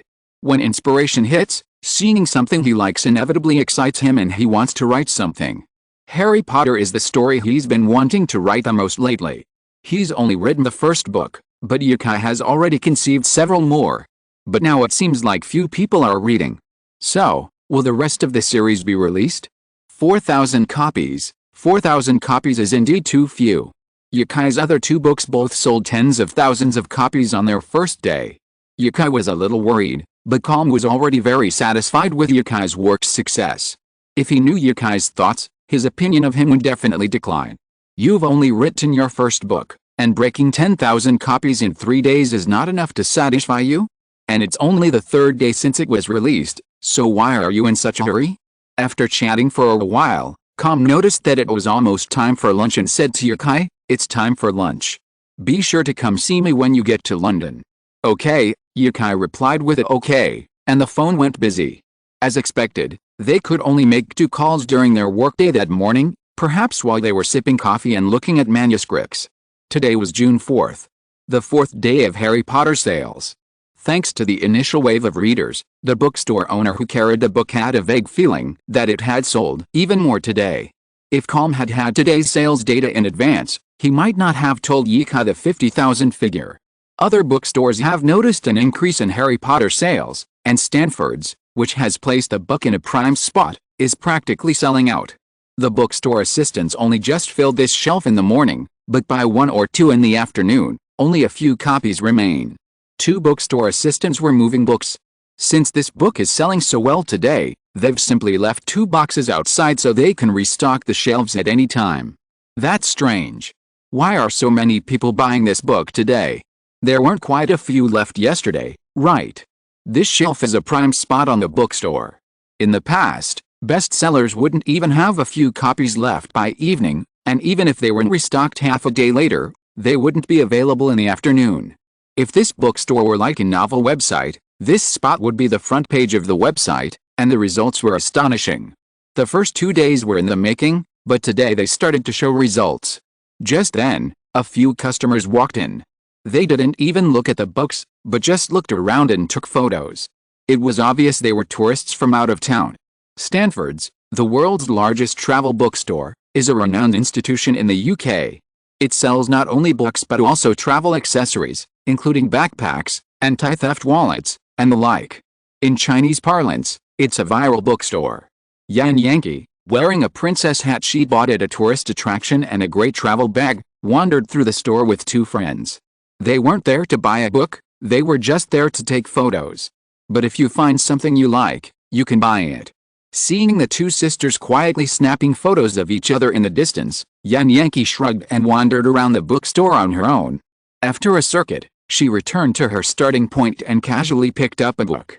For those of them who weren't there to buy books, the placement of the shelves didn't matter, it was all about fate. Yan Yankee really wanted to buy an original English novel. She hadn't studied English seriously enough in school, and now she'd forgotten a lot of the knowledge. Now that she needed it for work, she was buying an original novel to read slowly. While broadening her horizons, she also wanted to see if she could improve her English. So, she decided to choose an original novel based on her own experience. Yan Yankee was leaning towards a world classic. She pulled out a novel. The mysterious streets and mysterious people behind the masks were quite captivating. She happened to glance at the author's name, and it felt familiar. It was like walking in a foreign country and seeing an old friend on the street, but who was this friend? She couldn't quite place it. Kai Yikai. Yikai? Yikai. Is that the Yikai I know? Yan Yankee's heart skipped a beat, suddenly remembering Yikai's announcement a few days ago that his new book was on sale. Countless Yikai fans were excited, but in the end, they couldn't find any copies anywhere in China. Many people accused Yikai of teasing his readers and took to Weibo to criticize him. Could it be? She took the book to the cashier and asked, "Who's the author of this book? Do you have any unsealed copies? I'd like to see the author's biography." The cashier remembered there was a copy in the drawer, but after searching for it, he couldn't find it. He guessed it had been taken by an employee. After looking around the bookstore but not finding it, the clerk said he was helpless and said, "It's sold out. Someone took a copy here and read it. It's quite good. I'll buy one when I get home from get off work." Yan Yankee asked again, "Where's the author from? Is he Chinese?"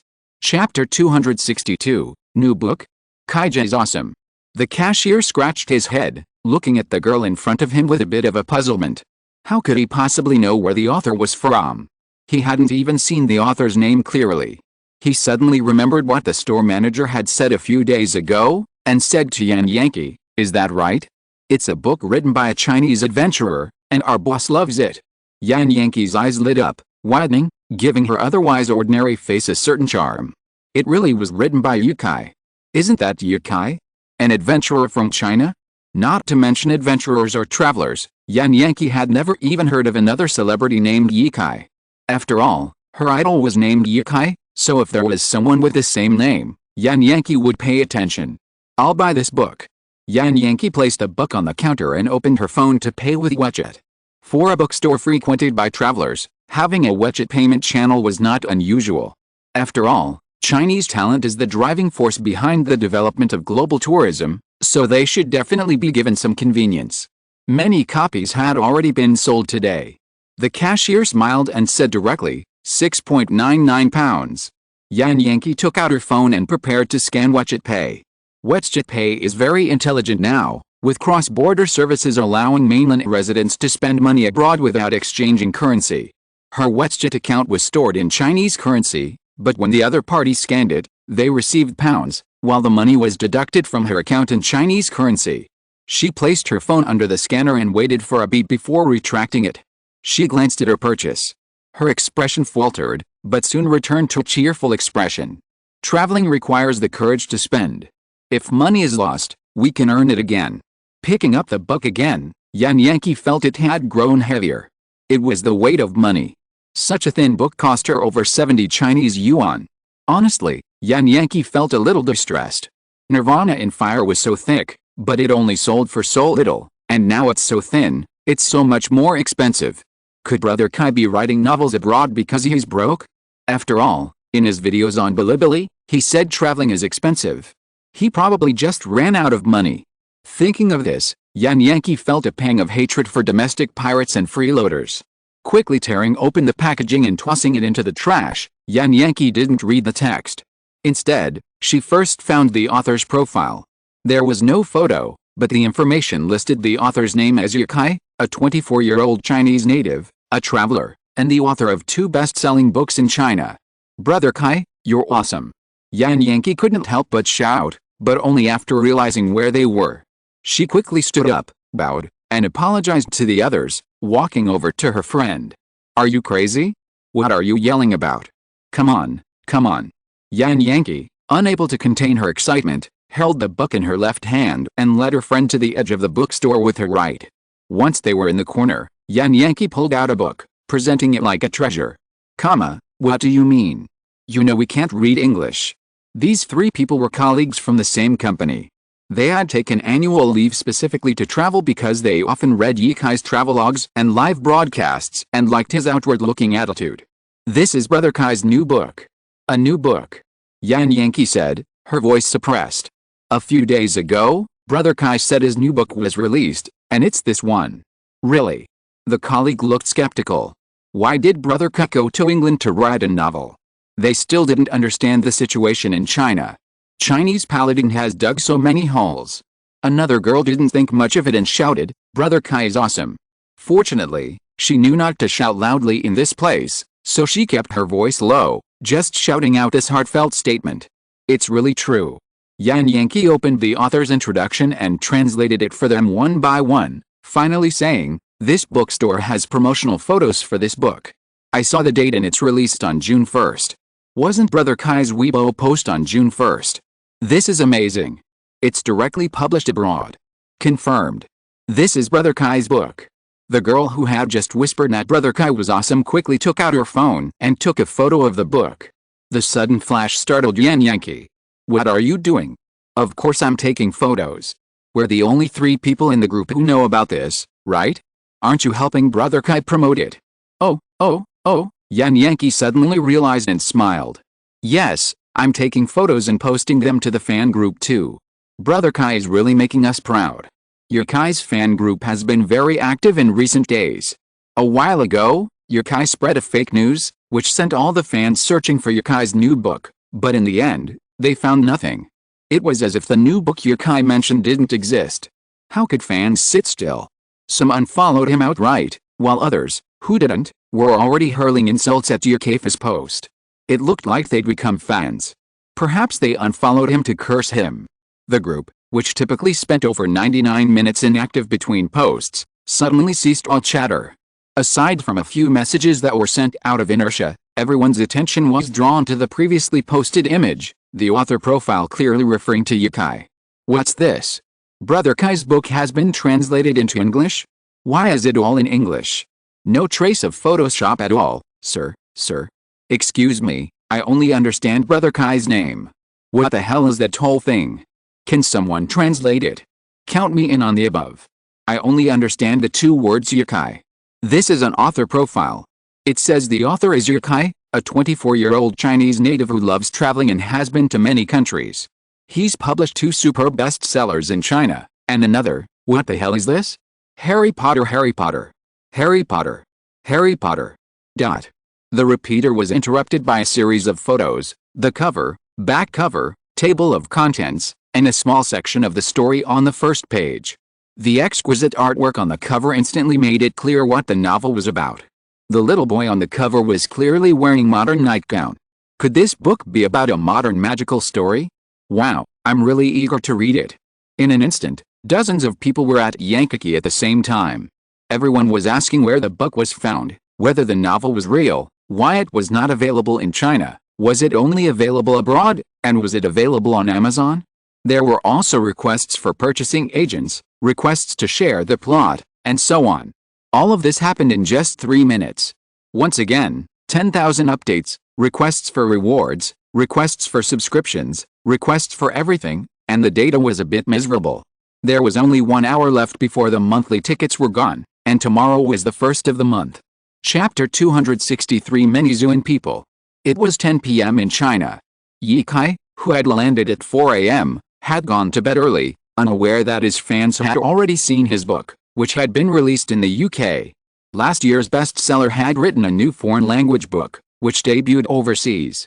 This news immediately garnered widespread media attention, with many eager to learn about Yukai's book's international sales. Although it was already late at night in China, it was still broad daylight in the UK due to the time difference. Upon learning of Yukai's new book's international sales, major media outlets published headlines such as Chinese writer Yukai's first foray into English literature, over 10,000 copies sold in UK in 3 days. The article also mentioned an upward trend in sales and significant future potential. Many trend-chasing new media editors, excited by the headlines, stayed up all night churning out coherent copy, anticipating tomorrow's hot topic. 2 hours later, a flood of news about Yukai appeared on various news apps. News articles included, famous author suffers Waterloo, new book sales in first 3 days less than 1/10 of domestic sales. And best-selling author Yukai's new book has been released, and you'll never believe it. It was a stellar success in China, with a large readership, but then it failed miserably in English literature? Shock. The British slapped the Chinese in the face, "You're not Chinese if you don't read this." Because he went to bed early, Yukai woke before 7. Dazzling sunlight streamed through the window, illuminating the entire room. The days are long this season. Daybreak arrives before 6. Chengdu's weather is more stable than in the island countries, with hot summers and cold winters, easily distinguishable. It's just that spring and autumn are less noticeable. It's a rare early riser. I went downstairs for a run, then ate fried dough sticks before returning home. When I closed the door, some dust fell from the frame. A closer look revealed a layer of dust covering many areas of the room, especially the unused rooms. I'd left home in a hurry for the island country, leaving this room's window open. What bad luck. Fortunately, I live on a high floor, otherwise there wouldn't just be a layer of dust, but also a lot of bugs. Sighing, I closed the window and thought about what I had to do today. I haven't finished my vlog yet, so I have to keep working on it. I'll have to do it for the next few days. Cleaning the room, so tedious, I'll call the housekeeper. I still want to play some games. Infinite Firepower ends in a few days, and there are so many tricks I haven't tried with friends yet. Playing with friends is so much fun, much more fun than making videos. I returned to the living room, poured soy milk into a bowl, and sat down to eat breakfast before checking my phone's news. The more I looked, the more something seemed off. Waterloo? Me? When was this discovered? Related news items popped up below this one, and Yukai clicked on one that seemed to be about British people beating up Chinese people. Puff. He wiped his phone with a tissue, then scrolled through the news again in disbelief. He'd been expecting to eat some melon, but he'd ended up eating himself. The news mentioned that the renowned writer Yukai had moved abroad and received a slap in the face. This melon isn't sweet, what's so good about it? I was already worried about this. Abuka was so optimistic about sold so poorly abroad. I was thinking I'd just let it go and focus on writing Eastern stories later. Hey. I didn't expect someone would discover my book just a few days after publishing it. Netizens are truly resourceful. However, there's little an author can do after publishing a book, and Yukai can't control the outcome of this matter. For him, the most important thing right now is to get vlog done. Editing a good video takes a significant amount of time. Yukai previously posted a video discussing travel. That video required no editing, it was simple, just adding special effects and music. But a vlog requires extensive editing, and Yukai even incorporated some of his own photos. It'll take at least 3 days to finish. He put the dishes in the sink, washed his hands, and then returned to his study to start work. He had a game date with Sun Shang that evening, and he needed to finish today's project before then. The new book wasn't a big deal, but a topic on Zhihu suddenly went viral. What do you think of Yukai publishing English novels after becoming famous in China? Anonymous user, thanks for the invitation. I'm in the US and just woke up when I saw this question. I'll remain anonymous for those in the industry who have a vested interest. Let me tell you my story. I'm a true Chinese, and I've been writing English novels since high school. My English level at the time was barely enough to allow me to write freely and happily. Even those who scored perfect marks in high school English still struggle to write in English. So, this answer garnered 2,000 comments within a few hours, sparking a war of words among netizens that spread to Weibo. The reason for the spat was that the person answering the question had changed their nationality, now American. Their words disparaged the Chinese literary world and praised Yukai's English novels. However, criticizing an anonymous answer proved futile, and the trolls naturally found a new target, Yukai, mentioned in the article. This ultimately led to a flood of trolls on Yukai's Weibo account. Yukai had been busy editing his video until he received a call from Guanzuangxiu. Guanzuangxiu, a popular influencer on Bilibili, had suggested Yukai record a travel vlog. She felt that Yukai's live streams were too casual, not allowing others to experience the scenery of their travels. After receiving the call, Yukai slid it onto his desk, still editing the video. "Hello, long time no see," Yukai said, staring at the computer. Guanzuangxiu said hurriedly, "Brother Yi, did you know that something happened on your Weibo?" "What?" Yukai stopped editing, saved it, and then opened the Weibo website, and said to Guanzuangxiu, "I don't know, I've been working on things and not playing with my phone. Wasn't it fine this morning? It happened during the day. A lot of trolls were scolding you." As soon as he opened his Weibo, Yukai saw a comment, "Trash author, yellow skin and white heart, get out of China. What did I do? Why are you scolding me?" Guanzuangxiu knew that he had read it online when he heard Yukai's words, So he explained to Yikai, "Didn't you send your new book abroad?" Then today an American author said that Chinese literature is all trash, and the overall environment cannot produce good authors. He said that you did the right thing by writing English novels. What should I do, Brother Yi? Post to Weibo to explain. It's on the trending search, and more people will pay attention to it. Okay, I see. I'll take a look at the situation myself. Thank you, Zhuangxiu. It's okay, it's okay. I called you because you didn't respond. I'll hang up first. Come on, Brother Yi. After hearing the busy tone, Yikai turned back to pay attention to what was happening on Weibo. Why did he become so stupid? It's his business if that American author chose to join the United States. What does it have to do with me? It's really inexplicable. I got shot even when I was lying down. I'm still writing. I posted this chapter first when I saw someone asked.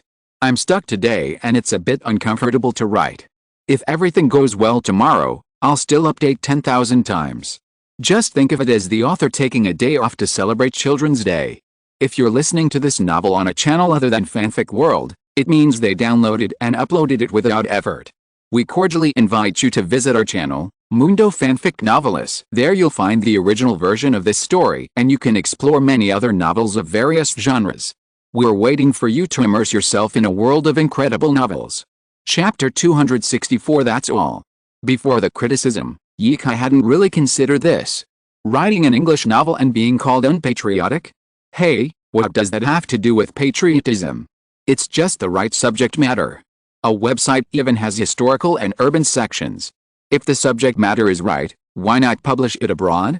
That's ridiculous. Yikai scrolled through his Weibo and found only a handful of people genuinely criticizing him without thinking. The majority were just mocking his new book's flop abroad. But he just had to blame himself for publishing it abroad. These two groups of netizens were arguing with Yikai's fans, and when reasoning proved ineffective, they resorted to Zone mode, causing the incident to continue to gain traction and introducing Yikai to many who hadn't previously known him. Yikai didn't reply on Weibo, scratching his head and thinking, maybe this is a good thing. In the UK, Editor-in-Chief Com savored breakfast made by his wife while watching his two sons play in the front garden. Their toys were no longer the toy guns he'd given them last year, but rather two ordinary brooms. Yours isn't fast enough. Look at mine, the Nimbus 2000. Com finished his breakfast with a smile, thinking that Mr. Yi's books were truly universally appealing, a delight for people of all ages. Although it was well past 9 o'clock, Editor-in-Chief Com wasn't in a hurry. He knew someone would call him with important matters, and his subordinates would handle the less important ones themselves. If the editor-in-chief had to handle everything, why would the publishing house have so many editors? The editor-in-chief should have the authority of an editor-in-chief. He clearly didn't know how he was regarded within the company. Not long after, the youngest son came running up to him, crying, "Daddy, my brother bullied me." Huh? Com initially thought his eldest son had hit him with his broom, but the youngest son whimpered, "My brother has a Nimbus 2000, and I don't even have one." Com, ready to lecture him, froze for a moment, then said with a mixture of laughter and tears, "Daddy doesn't have a Nimbus 2000 either, and I want one too. Who wouldn't want a broom that could carry you flying?" The youngest son, with a look of disdain, said, "No, you can't fly. You're too fat." Com's eyes widened at that. "I'm your dad." With a sigh, Com comforted his youngest son with mixed feelings. He promised to get Yukai's autograph. It wouldn't be a problem for him. After 10 o'clock, Com arrived at his office. He didn't have much paperwork to deal with. His assistant would organize the documents he needed to process or use during the day, and Com only needed to spend a little time sorting them out. He's a bit lazy now, but he still has some ability. Otherwise, he wouldn't have reached this position. Com is deeply concerned about the sales of Harry Potter. It's a book that his family loves, otherwise they wouldn't have put so much effort into promoting it. Indeed, if it weren't for Com, even if the book was signed with this publishing house, it wouldn't have achieved such widespread distribution. Cambridge University Press is one of the top 5 publishing houses in the UK, receiving countless manuscripts every day, and many of them have signed contracts. Yikai, on the other hand, is just a newcomer. The differences between Eastern literature and Western culture can't be fully grasped by just traveling for a while, so in the eyes of Westerners, Yikai is actually a complete newcomer. Calm's office is filled with books, and the fragrance of ink on the scrolls is pervasive. This scent is a favorite of all writers, and Yukai also keeps many books in his room. This smell somehow helps people get into work faster. Although air can't be touched or seen, its quality is the most important factor that affects one's work performance. He searched through the documents and first found yesterday's sales figures for Harry Potter. 13,000. Calm glanced at his assistant working in the glass cubicle. He felt the urge to ask him to double-check. Was this data real? His intuition told him that Harry Potter could possibly reach that figure. Only 4,000 copies had been sold on the first day. He told Yukai that this was already a good number, and that Harry Potter had the potential to be a bestseller. But bestsellers also have different levels. Just like in China, a cumulative sales of 50,000 copies was considered a bestseller, while Yukai's 2 books had each sold well over 1 million copies within a year. The rules were different in the UK, but the principle was the same. Yesterday, Calm had been thinking that, barring any setbacks, this book would at best be a moderate bestseller, and he felt deeply regretful. He had just reviewed the data when he called Yukai yesterday, and he felt a little annoyed, but he didn't let on during their conversation, simply telling him that this was a very good result. He had thought yesterday's sales were around 5,000, but this, 13,000? In other words, yesterday's sales had already surpassed the sales of the previous 3 days. What did this sales curve indicate? It showed that the book was incredibly popular and on the verge of exploding. Calm instinctively wanted to call Yukai to share the good news, but then he remembered that he had only called yesterday, and that the data was only for yesterday, so it couldn't prove anything definitively. So Calm held back and decided to wait and see how sales were today. Seeing it was still early for lunch, Calm decided to go to the bookstore to check on the sales. If the sales continued to be strong, they would need to reprint the book. Over 25,000 copies in 4 days was a very good number for this season's books, and the publisher would also need to prepare to ship the book internationally, to places like the United States and Canada. Yukai was oblivious to this. The heated debate on Weibo gradually died down. That's how the internet works these days. Sometimes a piece of news goes viral, seemingly capturing the attention of the entire nation. But after a few days, even the most fervent keyboard warriors had almost forgotten about it. A few people would criticize Yukai, only to be met with a collective backlash from many others. Yukai is actually an innocent victim. This incident stemmed from an answer on a certain website. The person who answered the question was already a crooked person, and Yukai simply took the blame for him. Although he has traveled abroad, Yukai's favorite country isn't any particular one. The United States, known as the land of the free, is considered the father of many in China, but Yukai has never been there because he believes there's nothing beautiful to see there. When he travels, Yukai simply wants to see more of the world and participate in things like the Irish Potato Festival and the Green Hat Festival, see the windmills of the Netherlands, and visit the fire festivals of island nations. He's read so much that he wants to write a book, so he finds a suitable place to post it, that's all. Everyone can tell by posting at this time that I won't be updating again. As book fans know, I write very slowly. The last 9,000 words were written in a day and a night, and the recent burst of updates was also written all night long. Well, I'll try to write more from now on.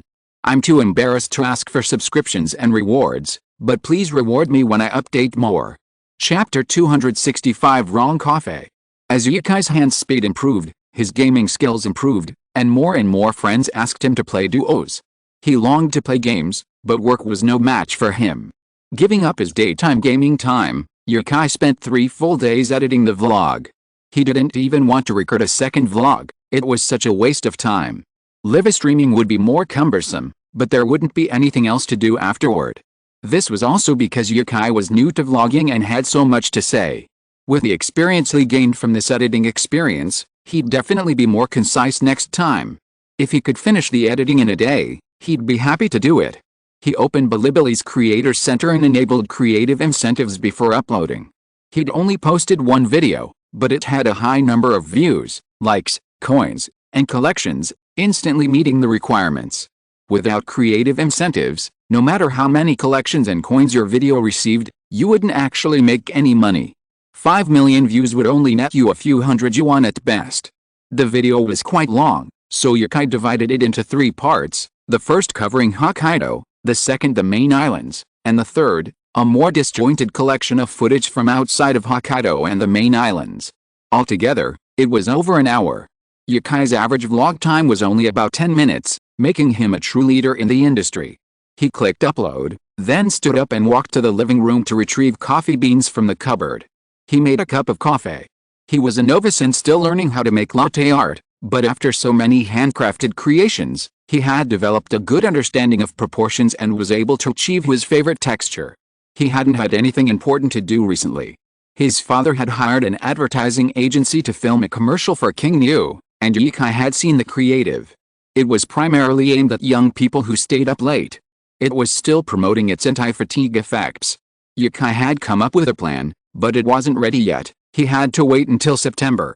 Whether King New's popularity and sales could be boosted in the next 3 months depended on his father's management.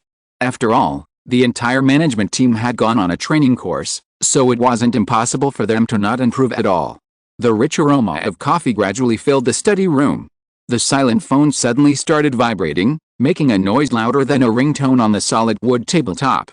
With his left hand on the page of the book, Yukai picked up the phone and looked at the caller ID. It was Zhang Zixuan. Zhang Zixuan has had a lot of announcements recently.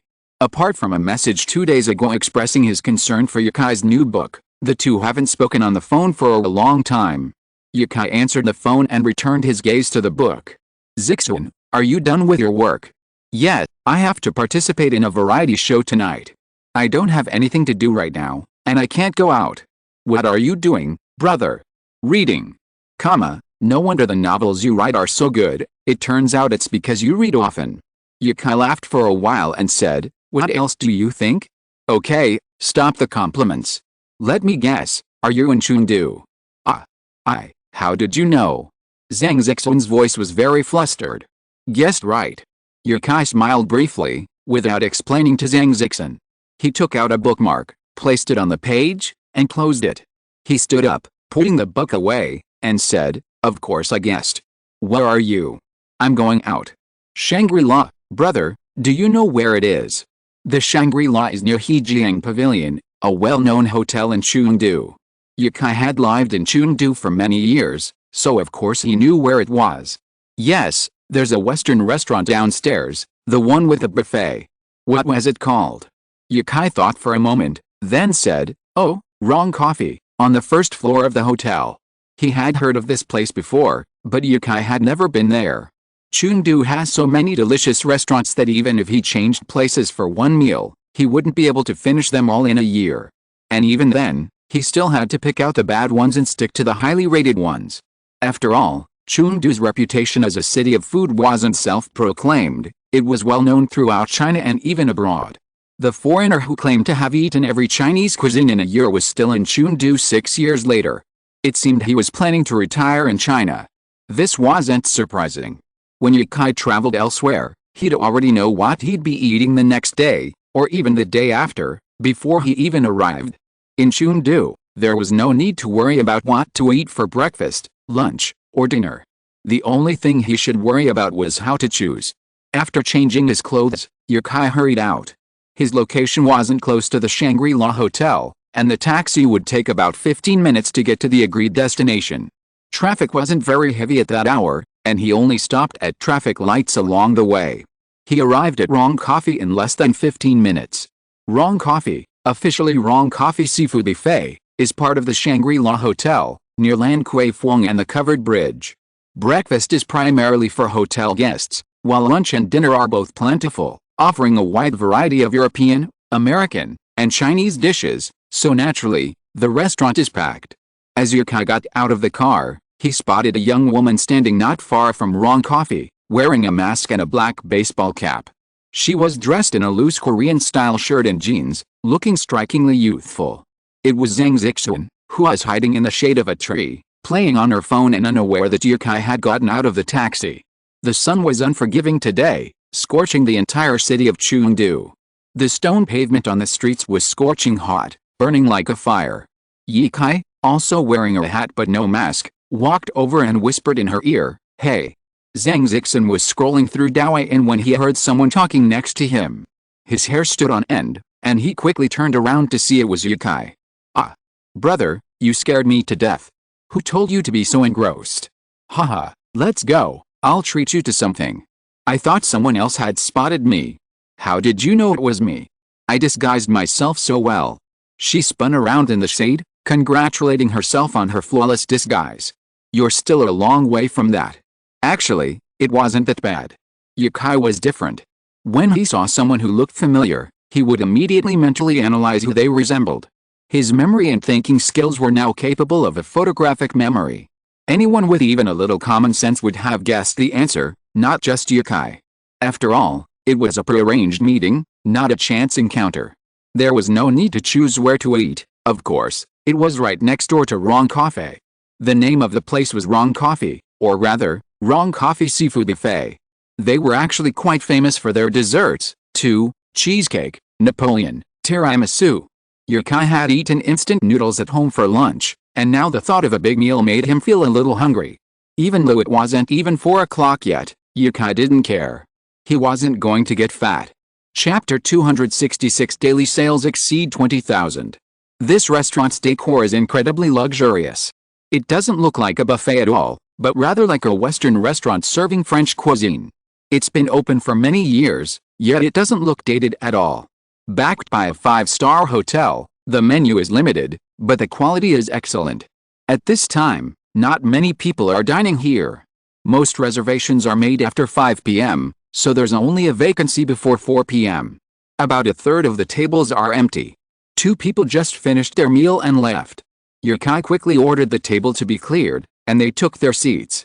This seat was by the window, offering a view of the traffic outside. Yukai reserved a seat overlooking the covered bridge for Zhang Zixin, as he was a guest in Chengdu and needed to be taken care of. The covered bridge is an ancient structure. Located across from Wrong Coffee, it integrates history, culture, commerce, dining, and pedestrian functions. Its name means magpie bridge in the sky, covered bridge on earth. The best time to see the covered bridge is at night. Like the broken bridge at Westlake, this bridge is illuminated at night, highlighting its entire silhouette. Many viewing bridges in modern society are like this, and they light up at night. The 2 of them didn't need to be polite. Yukai didn't get nervous because Zhang Zixin was a star. He put a lot of food on the table. The fruit salad and desserts were basically ordered by Yukai for Zhang Zixin. He ate crayfish by himself, and the steaming hot lamb chops were placed in front of him. After finishing the crayfish, he would finish the lamb chops. Zhang Zixin. Looking at so many things on the table, Zhang Zixin nervously swallowed his saliva and whispered to Yukai, "Brother, I'm on a diet. Can we finish all this?" Yukai paused while chewing, and his eyes, which could speak, looked at the dishes on the table, and then carefully looked at Zhang Zixin's thin body. "What weight do you want to lose?" "Look at me, I've gained weight by eating meat every day." Eating and losing weight have nothing to do with each other. How can you lose weight if you don't eat? "I'll go to the gym with you later." "I have to go record a show and can't eat too much?" "Then just eat whatever you want and I'll take care of the rest." Zhang Zixin wanted to ask Yukai why he knew she was in Rongcheng. Did her mother betray her? No, her mother didn't have Yukai's contact information. But seeing Yukai eating heartily, she swallowed what she wanted to say, which made her a little hungry. She contacted Yukai to ask him out. She naively thought it was a cafe, but it turned out to be a buffet restaurant. After eating in a place like this, how could she go out with an empty stomach? That would be such a waste. Zhang Zixin also took off his mask and slowly ate his dessert. He looked at Yukai for a long time, and finally mustered up the courage to ask, "Brother, how is your new book going? Why, are you following this too?" Yukai took a sip of juice and continued to peel crayfish. He said, "Actually, don't worry. Don't listen to those people on the internet. The sales are actually pretty good. Isn't it only 4,000? They said your sales in a few days are not as high as the daily sales of your previous 2 books. That's abroad.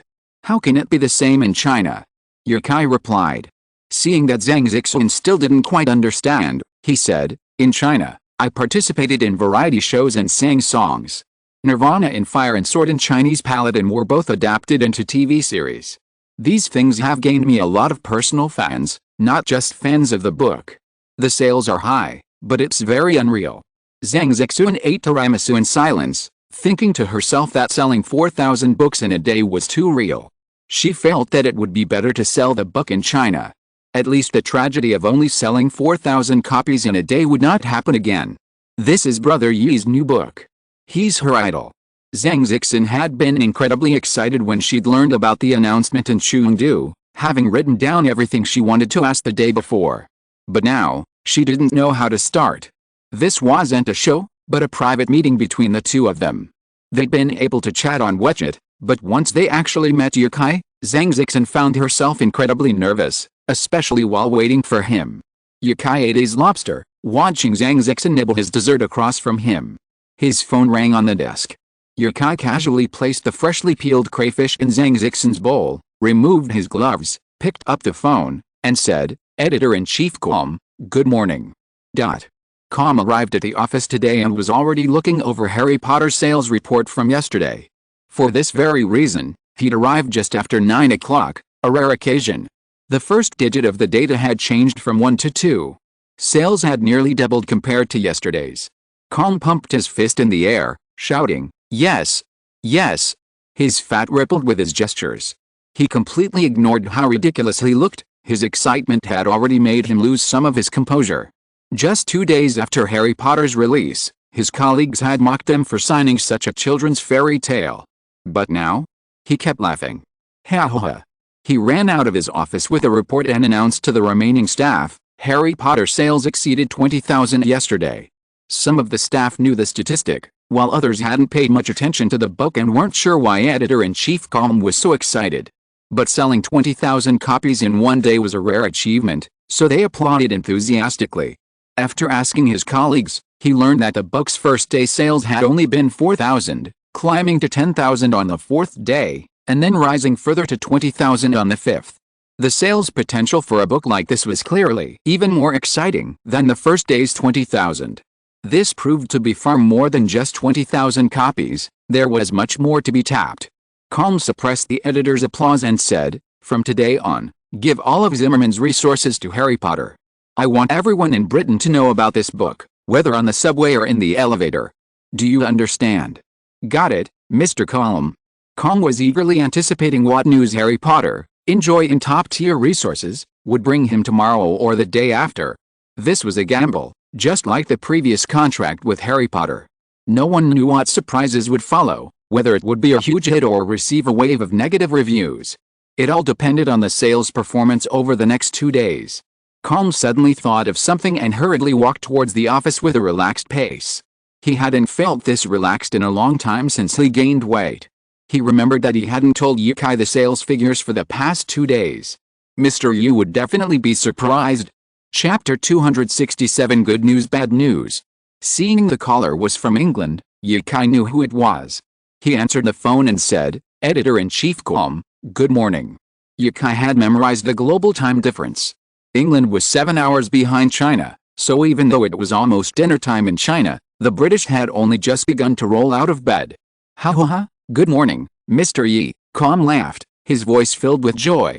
Editor-in-Chief Calm looks so happy. "Is today the payday for your publishing house?" "I'd probably be happier about the payday. It's about your book." "Mr. Yi, I have good news and bad news. Which one do you want to hear first?" "Then tell me the bad news first.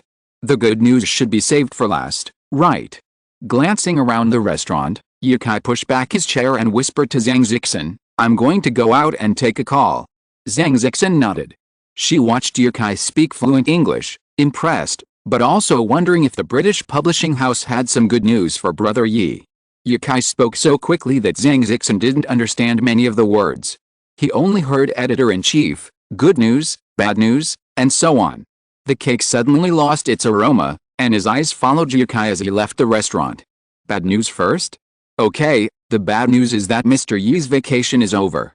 I think you need to come to England to work on this book." Outside the restaurant, the sun was temporarily obscured by dark clouds, leaving a large patch of shade. A breeze blew in. Although a little hot, the natural breeze was still very comfortable. Yukai had thought he had taken it lightly, but now he was nervous again. Could this matter have a twist? Judging by Calm's current state, sales in the next 2 days wouldn't be low. "Okay, so what about the good news?" "I'm looking forward to it." Calm smiled and said, "I won't let you down. The good news is that Harry Potter sales have skyrocketed in the past 2 days. Can you guess how many sales we've sold in a single day? Yukai thought about the number Calm had told him and guessed 8,000. That's less. He'd guessed double the first day's sales. How could it be less? Yukai was secretly delighted and continued to mention a number. If 8,000 is still too little, then 10,000. No, Mr. Yi, please take a wild guess. Forget it, I'll tell you straight up. The sales volume reached 13,000 the day before yesterday, and yesterday's sales soared to 24,000. Mr. Yi, please allow me to congratulate you. 24,000.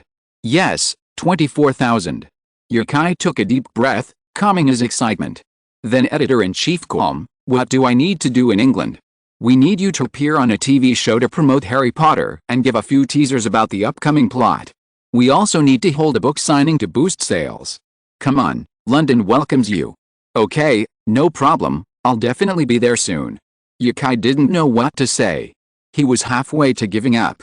Especially after so many people online criticized him for launching his book abroad.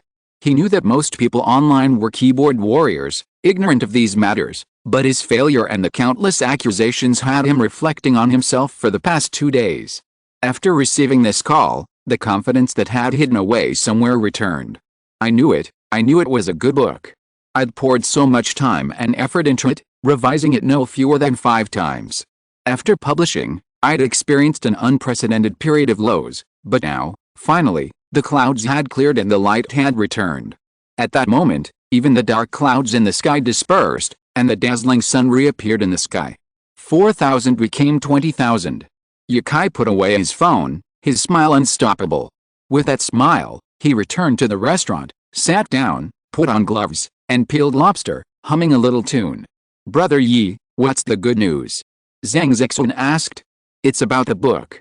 Sales are up, and quite a bit. Of course, that's good news. That's great. Zhang Zixun clenched his fists to cheer Yukai on, his eyes narrowing with a smile. Yukai noticed that when Zhang Zixun smiled, she looked like a little girl from Japan. The way she narrowed her eyes in a smile always touched a man's soft spot. How adorable. He tossed the peeled crayfish into Zhang Zixun's bowl. Huh? Zhang Zixun grimaced at the sight of the lobster in his bowl. I don't want it anymore, brother. You change your expression so quickly. Yukai saw this and laughed heartily. When he was in a good mood, everything seemed interesting. Zhang Zixun gradually relaxed, less nervous than before. As he ate his spicy crayfish, he thought to himself, so, Brother Yi is just as approachable in real life as he is on the show. The crayfish were gone, but there were still lamb chops, octopus, and steamed chicken feet in black bean sauce on the table.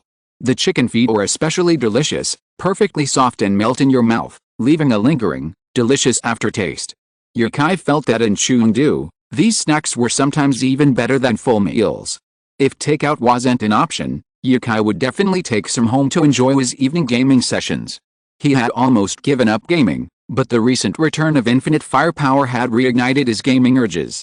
Zhang Zixun, forgetting his original intention to lose weight and seemingly forgetting his evening recording, joined Yukai in finishing the snacks and dishes on the table. Few people can resist the temptation of delicious food. Yukai saw Zhang Zixun eating salmon and smiled to himself, thinking, it smells so good. At over 200 yuan per person, it was worth it to be able to eat all this. At around 6 o'clock, the two of them walked out of the restaurant. Although the sun had set, the sky was still bright. The lights of the corridor bridge lit up. Zhang Zixun took out his phone to check the time, then looked at the corridor bridge in the distance and said reluctantly, Brother, I have to go back. Yeah, why don't you walk around a little? We just had dinner, so let's go shopping for a while. Okay, then, can you give me your new book? I really want to read it. Actually, I want to read it too. Huh? Zhang Zixun looked up at Yukai in surprise.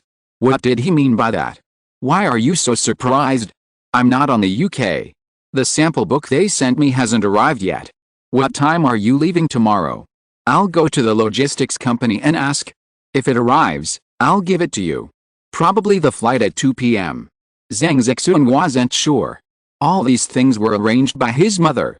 However, if the show is recorded at night, the flight out the next day will definitely be late. Nowadays, the show recording sometimes lasts for several hours, and no one knows when they can get back to the hotel to rest. Just like the singer Yukai participated in before, He didn't get back to the hotel to sleep until 2 or 3 o'clock. Chapter 268, A Wish Fulfilling Program. He had no idea what show Zhang Zixun was attending, but Yukai wasn't particularly interested. His only concern was when to go to England.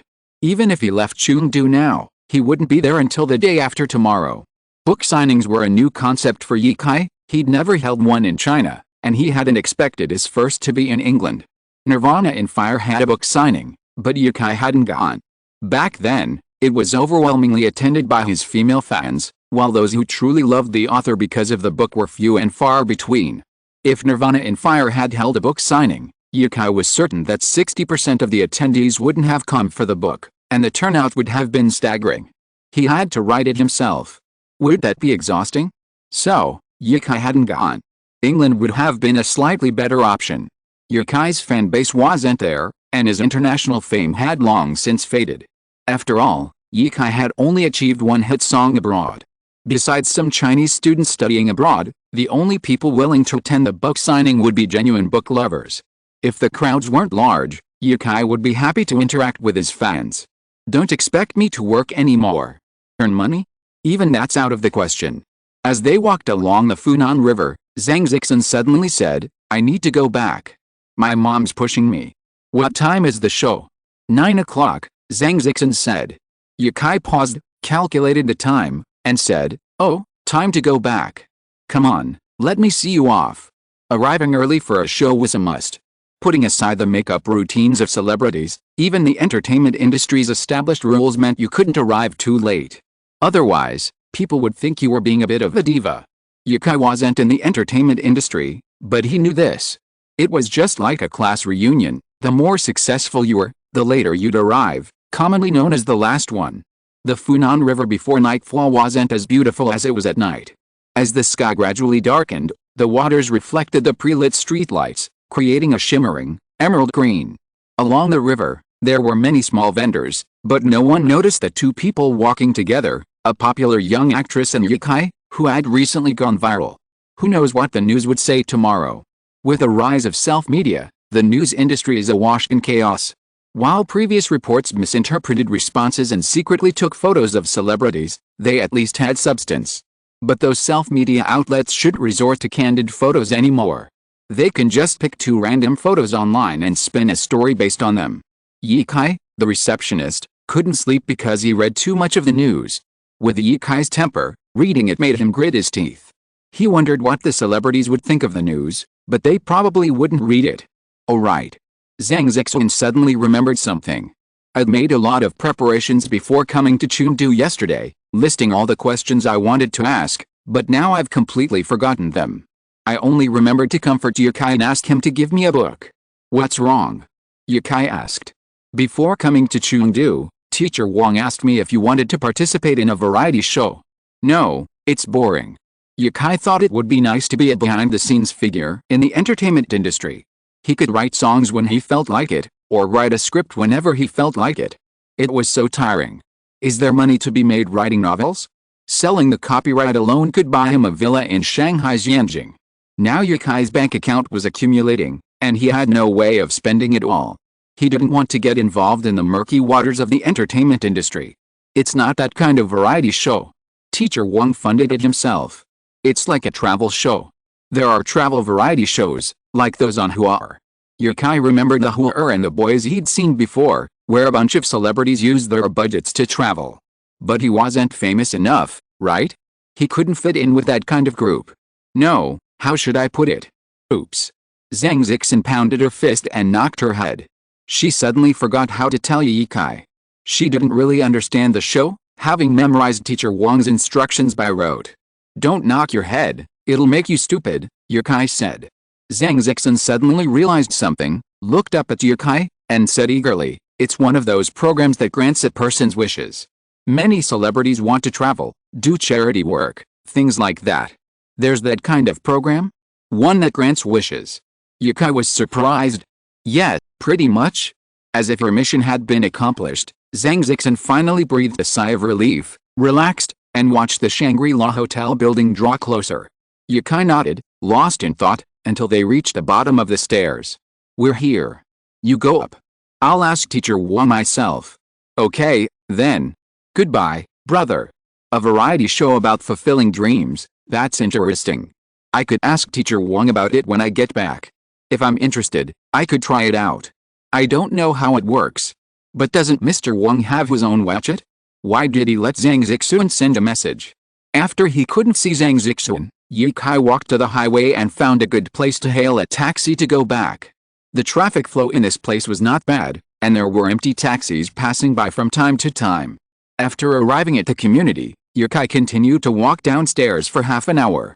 He went home after it was completely dark at around 7 o'clock. The computer showed that the 3 videos had all been uploaded and were under review.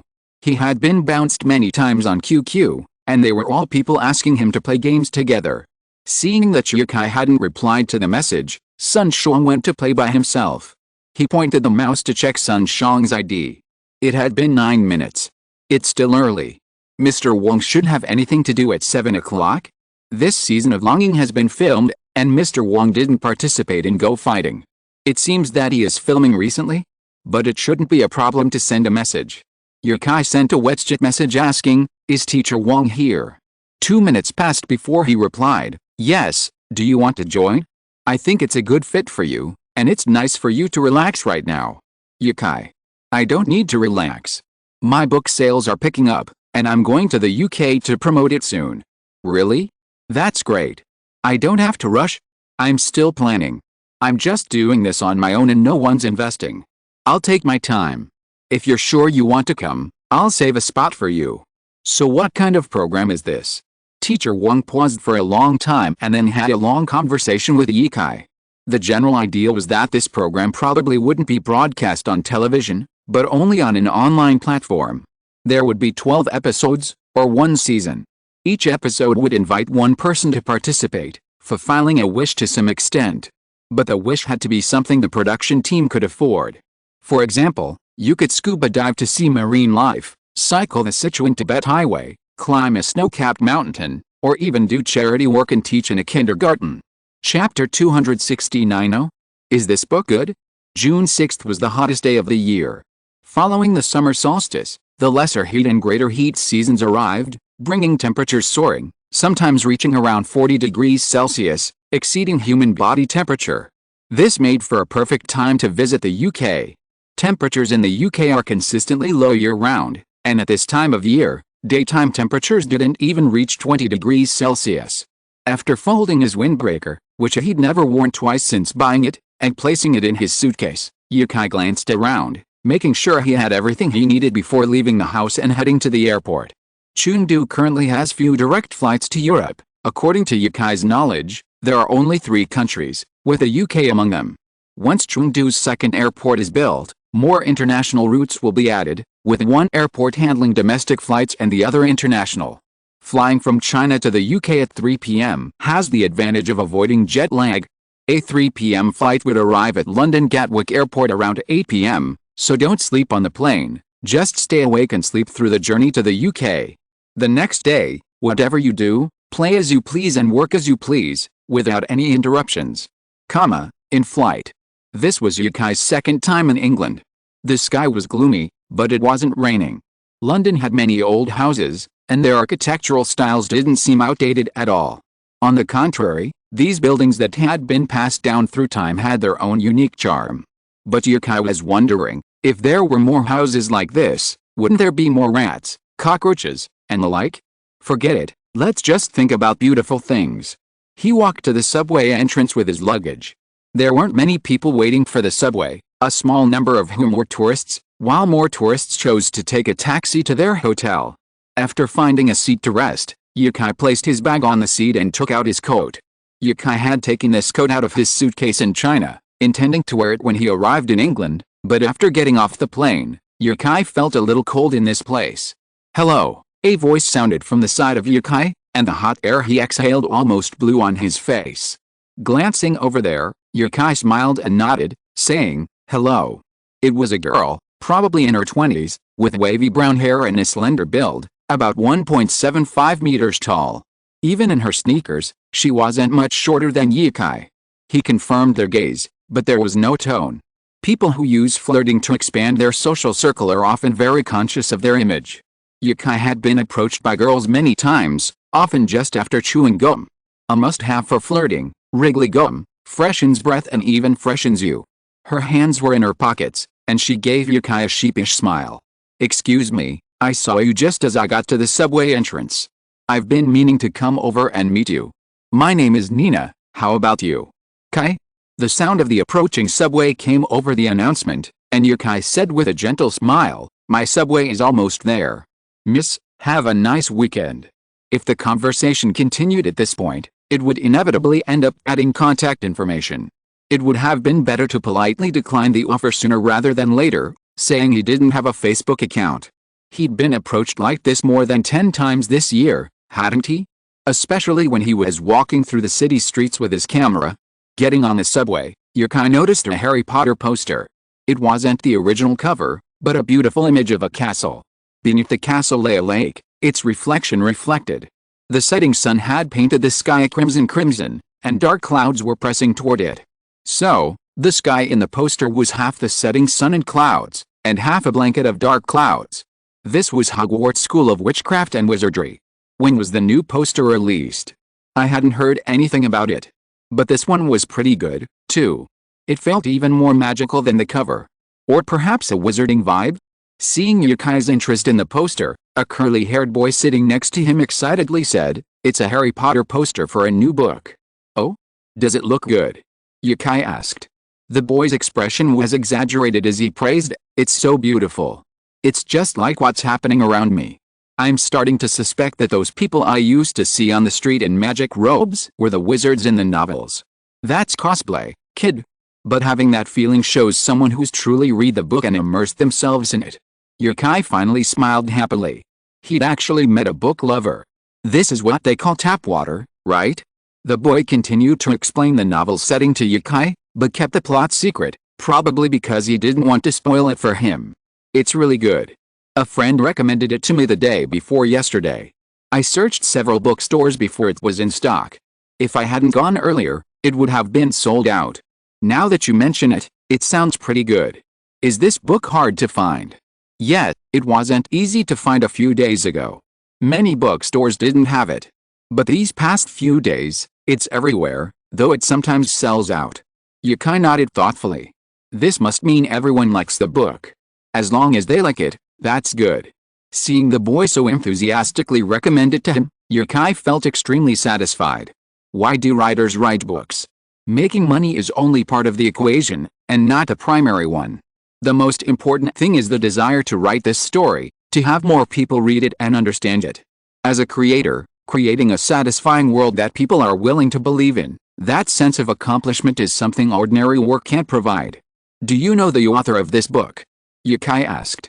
The curly-haired boy blinked, twirled around, and said uncertainly, "Maybe he's Chinese? Seems quite famous in China. Well, I guess you don't know much yet. It seems you're more interested in the book than the person, even offering to sign it for you." Yukai enjoys discussing novels with his fans, but he can't just say, "I'm the author, I wrote this book." The thought makes him blush, like rushing to get an autograph. Forget it. But with this opportunity, Yukai also wants to hear what readers think of his book. Do they think it's simply good-looking, or is it because of the compelling plot, rich characters, or simply because of the exceptional writing? Yukai thought his writing was good enough. Literary style is essentially a collection of words and descriptions, drawn from the books you've read and stored in a small attic in your brain. With more reading, a larger vocabulary, and long-term writing practice, your writing will naturally improve. Chapter 270, A Breath of Steam. It's great, it's just great. The characters, the plot, they're all great. He happily shared his thoughts with Yukai. Anyway, you'll know once you read it. I'm really curious to see how the story unfolds. Yukai smiled and said, "I'm looking forward to it too. I'll go by it later and take a look." The curly-haired boy, having received a request for a book, was even happier and more enthusiastic than before, eager to chat more about the book's story. But then the boy suddenly remembered that Yukai hadn't even read the book and certainly didn't know the plot. Despite their happiness, their conversation became less and less frequent. Most of the time, Yukai was the one asking questions about the novel. Not long into the subway, Yukai heard his destination being announced. He said goodbye to the boy, promising to buy the book and take a look. As the subway doors closed, Yukai exhaled, his smile undisguised as he turned back toward the ground. Yukai's smile warmed the sub-10 degrees Celsius temperature, especially the young women, who felt a surge of warmth. Several girls quietly followed behind him, but Yukai ignored them. These were the people who wanted to strike up a conversation but didn't know how. Whether boys or girls, as long as they were good-looking, the opposite sex would approach them. It wasn't uncommon for women to pursue men these days. Yukai's hotel was near the Chinese embassy in London. This street was packed with restaurants, offering Turkish, Persian, Indian, Korean, and other international cuisines.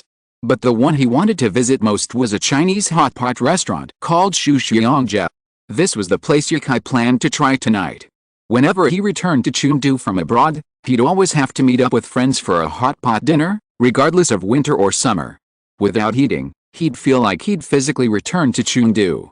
Only after eating did he feel his life was complete. Yukai was a foodie, or perhaps a gourmand? His heightened sense of taste made him more sensitive to the happiness that food brought, and his interest in eating grew. After stumbling upon this place, he booked a 10-night stay at the nearest hotel on the street. He wasn't sure if he'd make it all, but to ensure a smooth transition to the UK, he definitely needed to extend his stay. If it was only for a day or two, even if Yukai had his ID, the police would question him for a long time before letting him in. Traveling abroad has always been a hassle. After getting used to the conveniences of China, many things abroad become more troublesome, especially paying bills. Some places don't accept union pay, so Yukai had to exchange some pounds and keep them on him. Unlike France, the UK, while a member of the European Union, is not part of the Eurozone. Therefore, traveling in this country requires using pounds, which means the considerable amount of euros in Yukai's wallet remains unavailable for the time being. After finding the hotel, Yukai checked his belongings into the room. He trusted the security of large hotels. He took out his camera and hung it around his neck. After making sure the door was closed, he headed out to Shuxiangjia, which was on the map. Shuxiangjia is located near the British Museum. According to the information, it's the first hot pot restaurant in London to specialize in authentic Sichuan hot pot. However, Zhejiang seems to specialize in mountain hot pot. Forget it. They've all merged. Now it's all about you and me, and I'm yours. It's hard to tell them apart.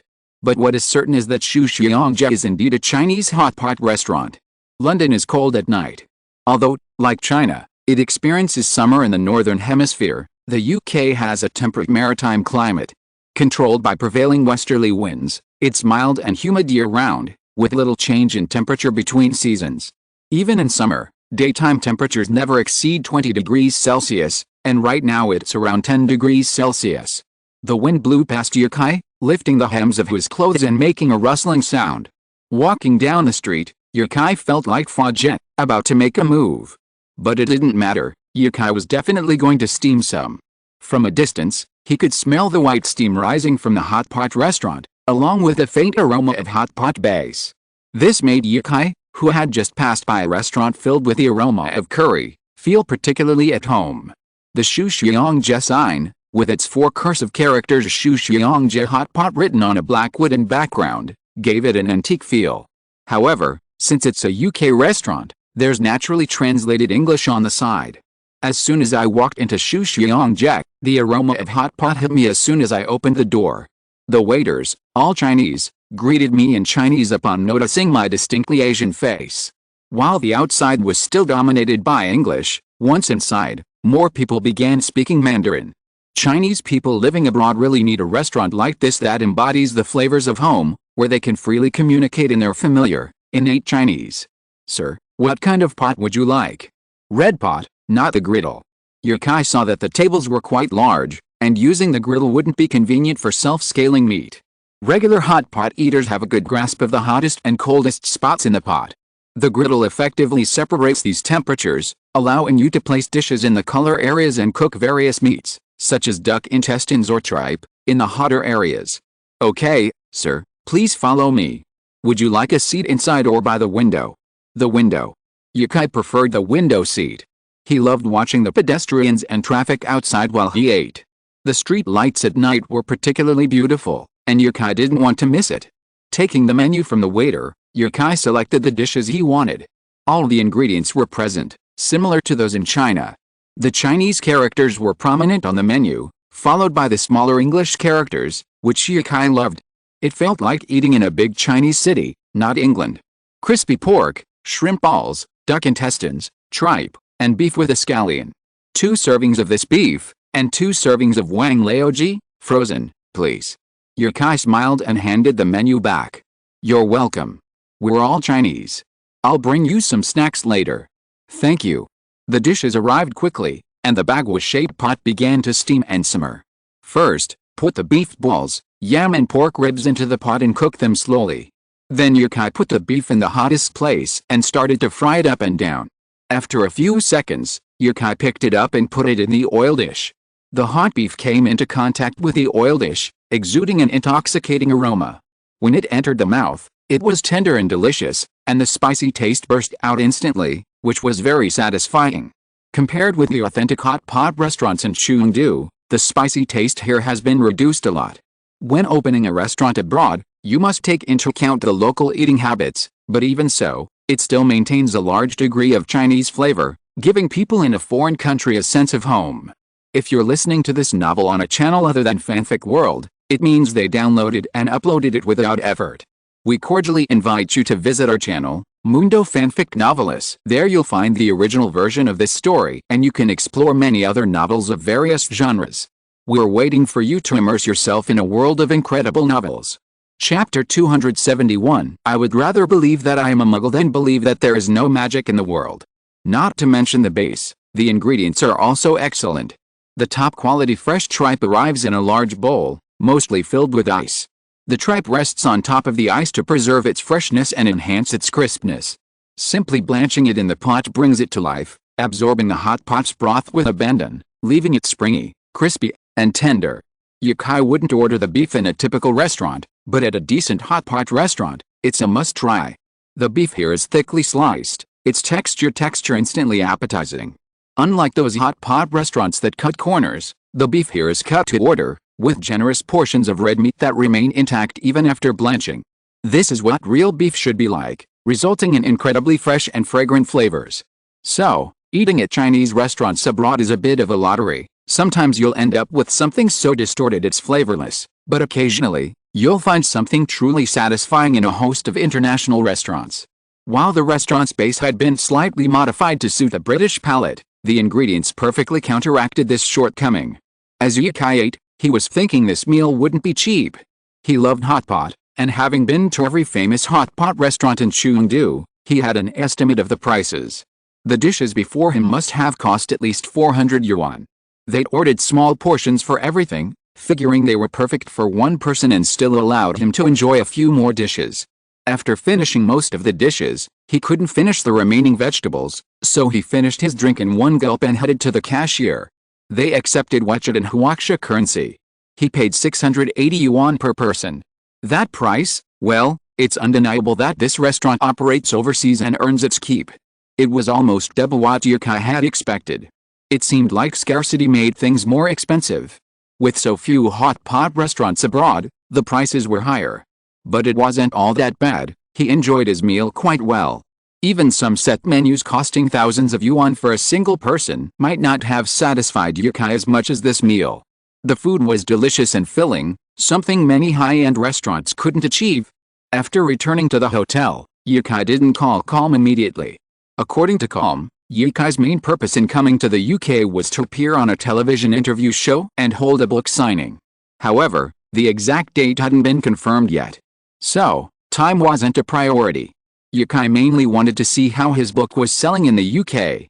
It seemed okay, though.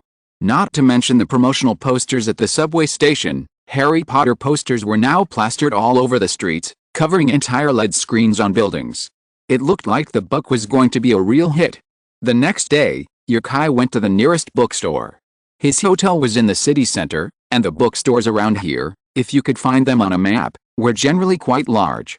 This one was only one floor, but its decor was very library-like.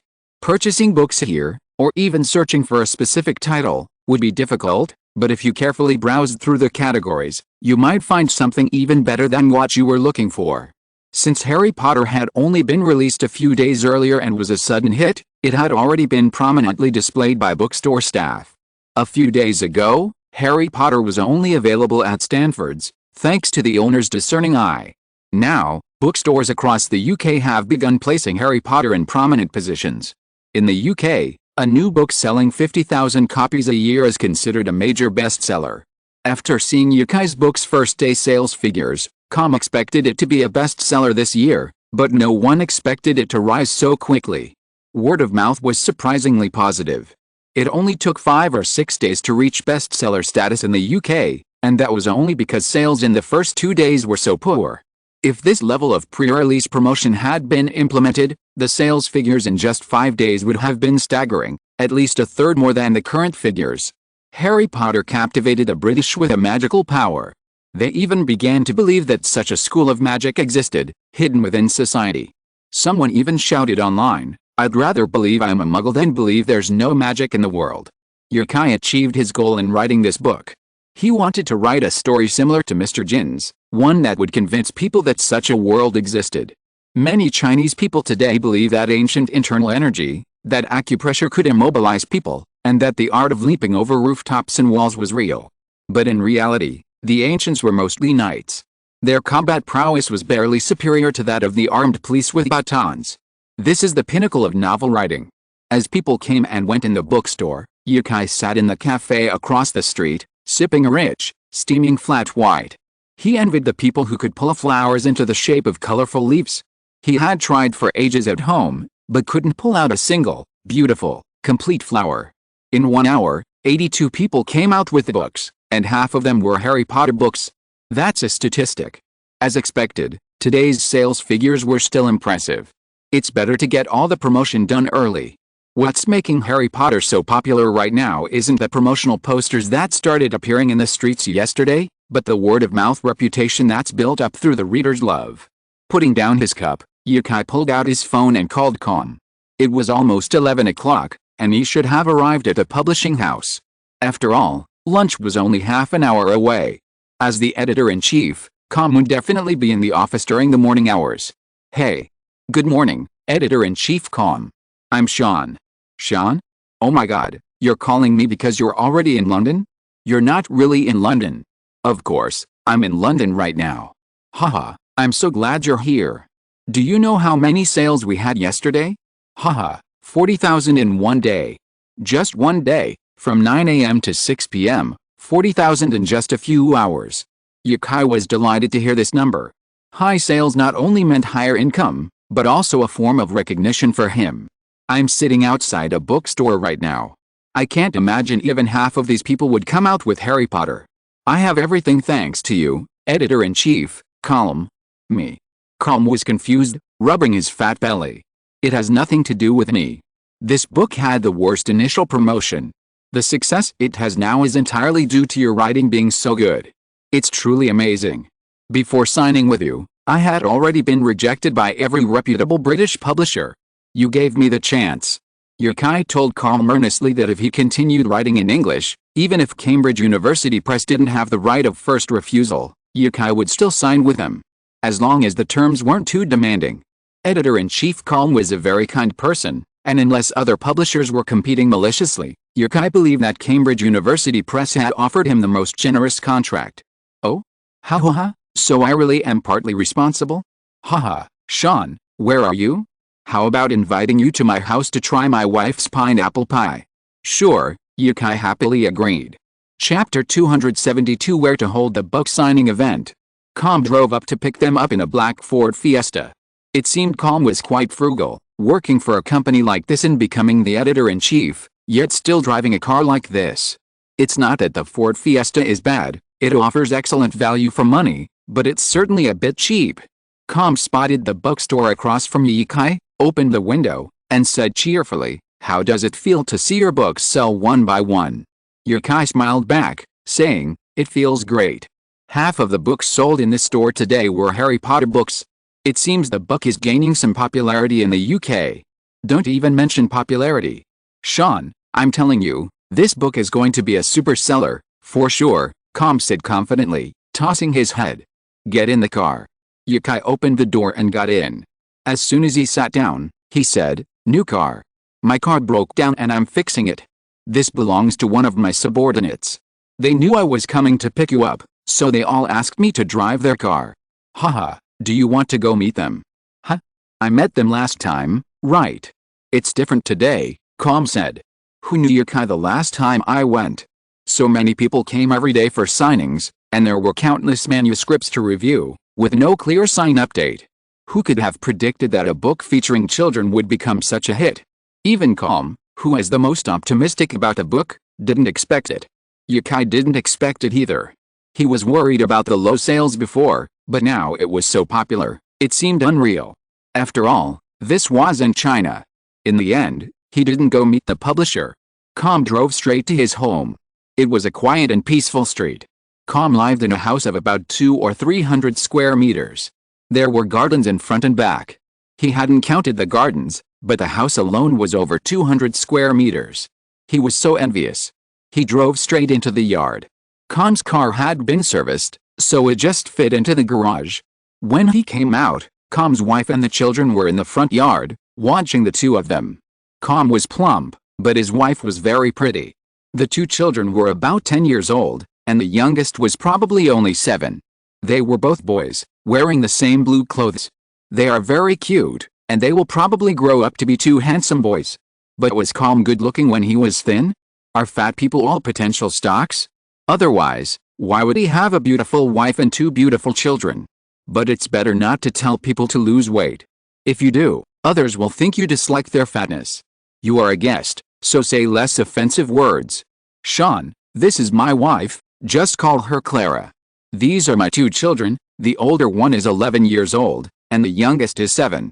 He introduced them to Yukai one by one, and finally introduced a big dog he raised at home, a golden retriever that was 50 or 60 centimeters tall at the shoulder. The dog kept wagging its tail when it saw Yukai, with a look of flattery on its face that even humans could see. This made Calm so angry that he kept chasing the dog away. He didn't even know if Yukai liked dogs. The 2 children saw their father walked away and hurried over to ask, Uncle, are you the one who wrote Harry Potter? That Harry Potter? Yes, that's me. Seeing their innocent and cute looks, Yukai squatted down to chat with them and said, do you like reading Harry Potter too? The 2 children said in unison, I like it very much. Uncle, is there really a broom that can take people to the sky? What is Quidditch like? Can we play it? Uncle, do you know how to do magic? Can you fly?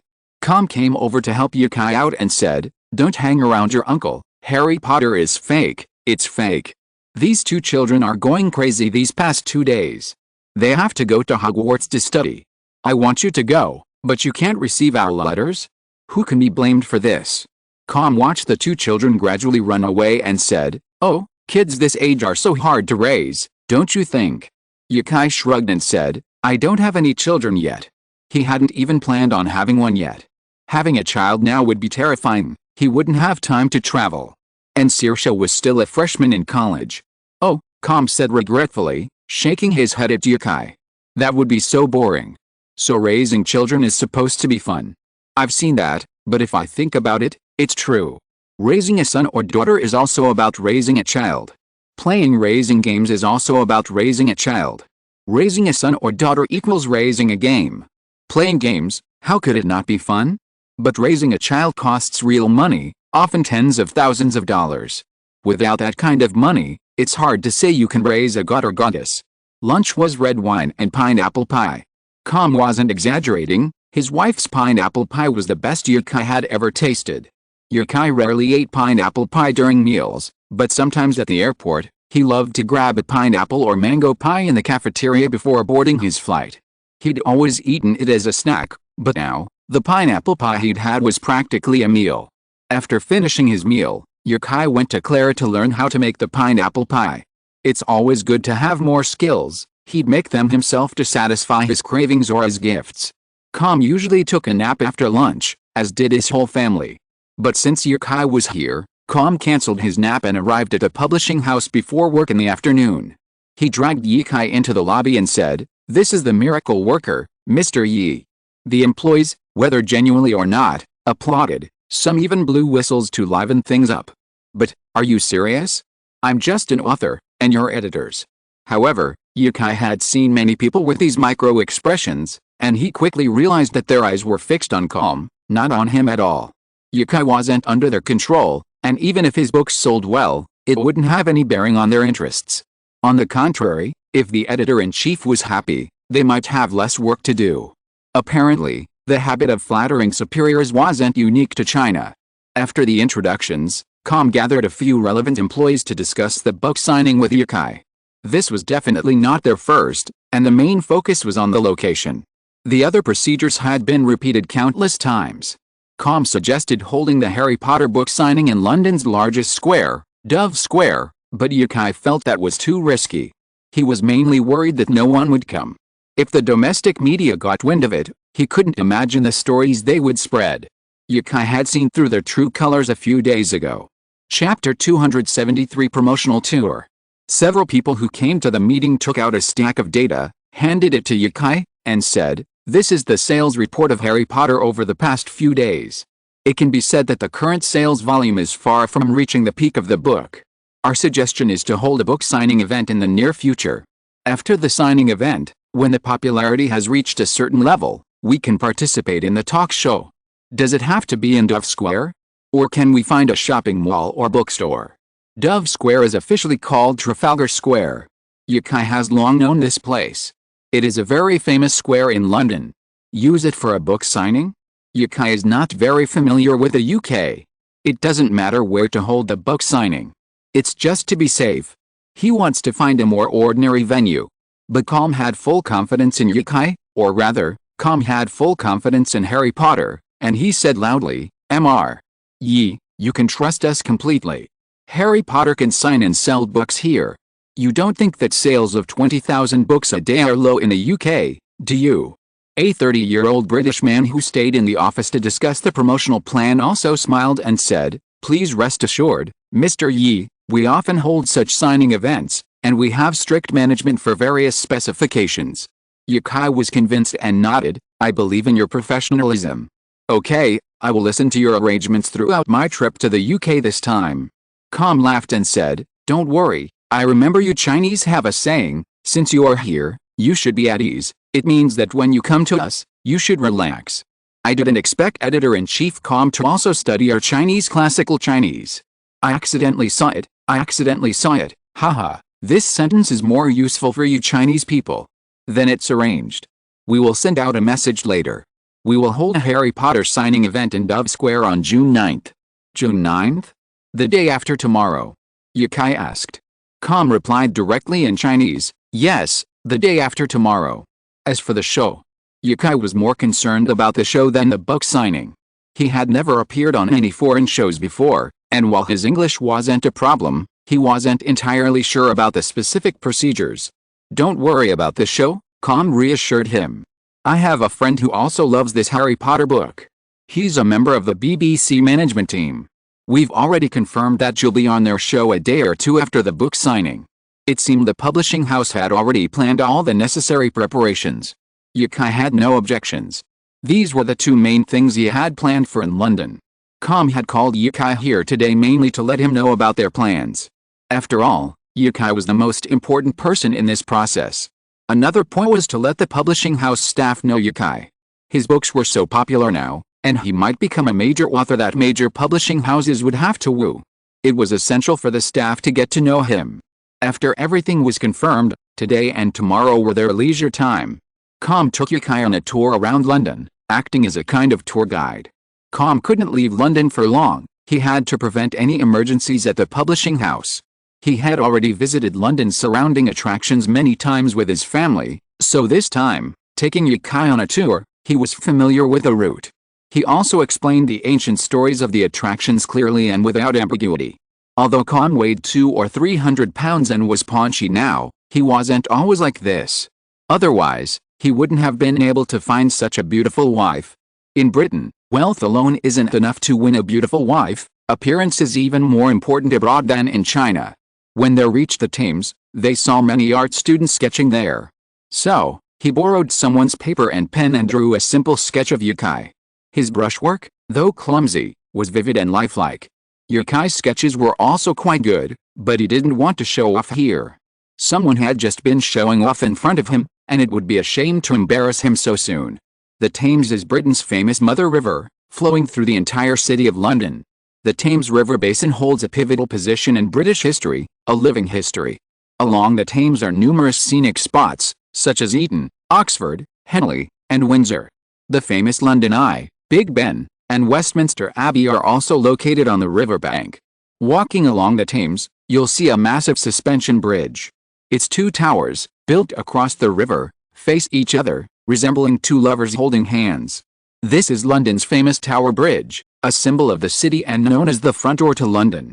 Like France, London has many famous bridges, and this one is one of the most famous. It's a constant stream of tourists, with couples in their wedding dresses scouting for photo angles. Yukai finally understood why his wedding photos had so many irrelevant people in them. It's not the photographer's fault, after all, they tried their best to find beautiful angles, but there were just so many people visiting. Asia's wedding photography culture has truly boosted the revenue of these tourist attractions. How is this bridge? Look at all the tourists from China here. Calm and Yukai stood on the banks of the Thames, gazing at Tower Bridge from afar. It's a beautiful bridge. By the way, Calm. Your Chinese is pretty good. Have you ever been to China? Calm nodded and said, of course I have. I even spent a year as an exchange student at Hong Kong University during my college years. The students there are really great. What about the mainland? I've been to Beijing, too. I really like Beijing. I visited Yenching University. Alice, Calm sighed, saying with regret. If I had a choice, I would definitely go to Yenching University. The capital? I haven't been there yet. It's funny. Yukai has traveled to so many countries and seen so many capitals, but he still hasn't been to Yenching, hasn't really explored it. Calm introduced Yukai to many things about Beijing, but he didn't stay there long. He mainly wanted to share his memories of the wonderful food and images with Yukai. Calm loved traveling, so he had always liked Yukai. Yukai envied his job, the ease and freedom it offered. Calm has always envied Yukai's job, which allows him to travel freely. However, if he really does that, he will have no time to spend with his wife and children. And the source of income is also a problem. Writing a travel diary for a travel magazine? Forget it, he has a wife to support at home, 2 small children, and an elderly father and mother. Yukai is not under any pressure now, and he has earned a lot of money during his travels. Otherwise, when any traveler gets married, he will inevitably live a life similar to Calm's, the only difference being that Calm's salary is higher. If he has time to rest, he can only wander around his home. Over time, he knows all the nearby attractions by heart, and when friends come over, he takes them to the attractions he has seen countless times over the years. Chapter 274 Book Signing. June 9th, Trafalgar Square. This square is located in the heart of London, bordering the City of London to the east, the bustling Soho district to the north, Whitehall Street to the south, and the Royal Palace not far to the southwest. Its convenient location and beautiful architecture have made it one of London's most famous attractions. Yukai had heard of Trafalgar Square before, but always imagined it to be a large square, like China's most famous Yanjing Square. But upon arriving, he realized it was actually quite small. Its beauty lies in its exquisite architecture and its fountains, which resemble works of art. Outside the marble castle, British royal redcoats stood upright, swords in each hand. Yukai's book signing was also held here. In one corner of the square, a building modeled after Greek columns stretched out from the building, a 2-meter wide corridor separated by a fence from the square. Yukai was inside this corridor. Numerous books were displayed in the square, sold by publishing partners. Those who didn't need autographs could buy the books and leave, while those who did need them lined up with their books to get signed by Yukai. However, most people who buy books here come just to get autographs. Only a small number of people buy books for fun, but are too lazy to wait in line and leave after buying the books, either to continue sightseeing or return home to read novels. The temperature in London today did not exceed 19 degrees Celsius, which is a cool time, and the sky was very considerate, with no sign of rain. A young man with many freckles on his face respectfully handed Yukai a book with both hands and said, "Thank you for your trouble. I love your books. This is the 3rd one I have bought." Yukai took the book and began to sign it. He has a good foundation in calligraphy, and his signature in English is very graceful. Unlike other artistic scripts, although it is written in English, it looks very unique. As he signed, Yukai didn't glance at the tip of his pen. Instead, he smiled at the young man and asked, "Thank you very much for your support. By the way, which character in the book is your favorite?" "Me? I like Hermione." Yukai glanced down at his signature, closed the book with satisfaction, and handed it back to the young man, still smiling gently. "Miss Question Duo? Haha, I like her too. Unfortunately, she wasn't a traditional heroine." The young man nodded excitedly before leaving. Yukai continued signing, occasionally asking, "Which character in the book is your favorite?" Or "Thank you for your support, beautiful lady, what's your name?" These were actually the words the publishing house had taught Yukai. Otherwise, sitting and writing the whole time would be boring. These inquiries gave the reader a sense of interaction. Among the crowd, Chinese people were queuing with books, chatting in groups of 2 or 3. "Isn't that Yukai, the English novelist?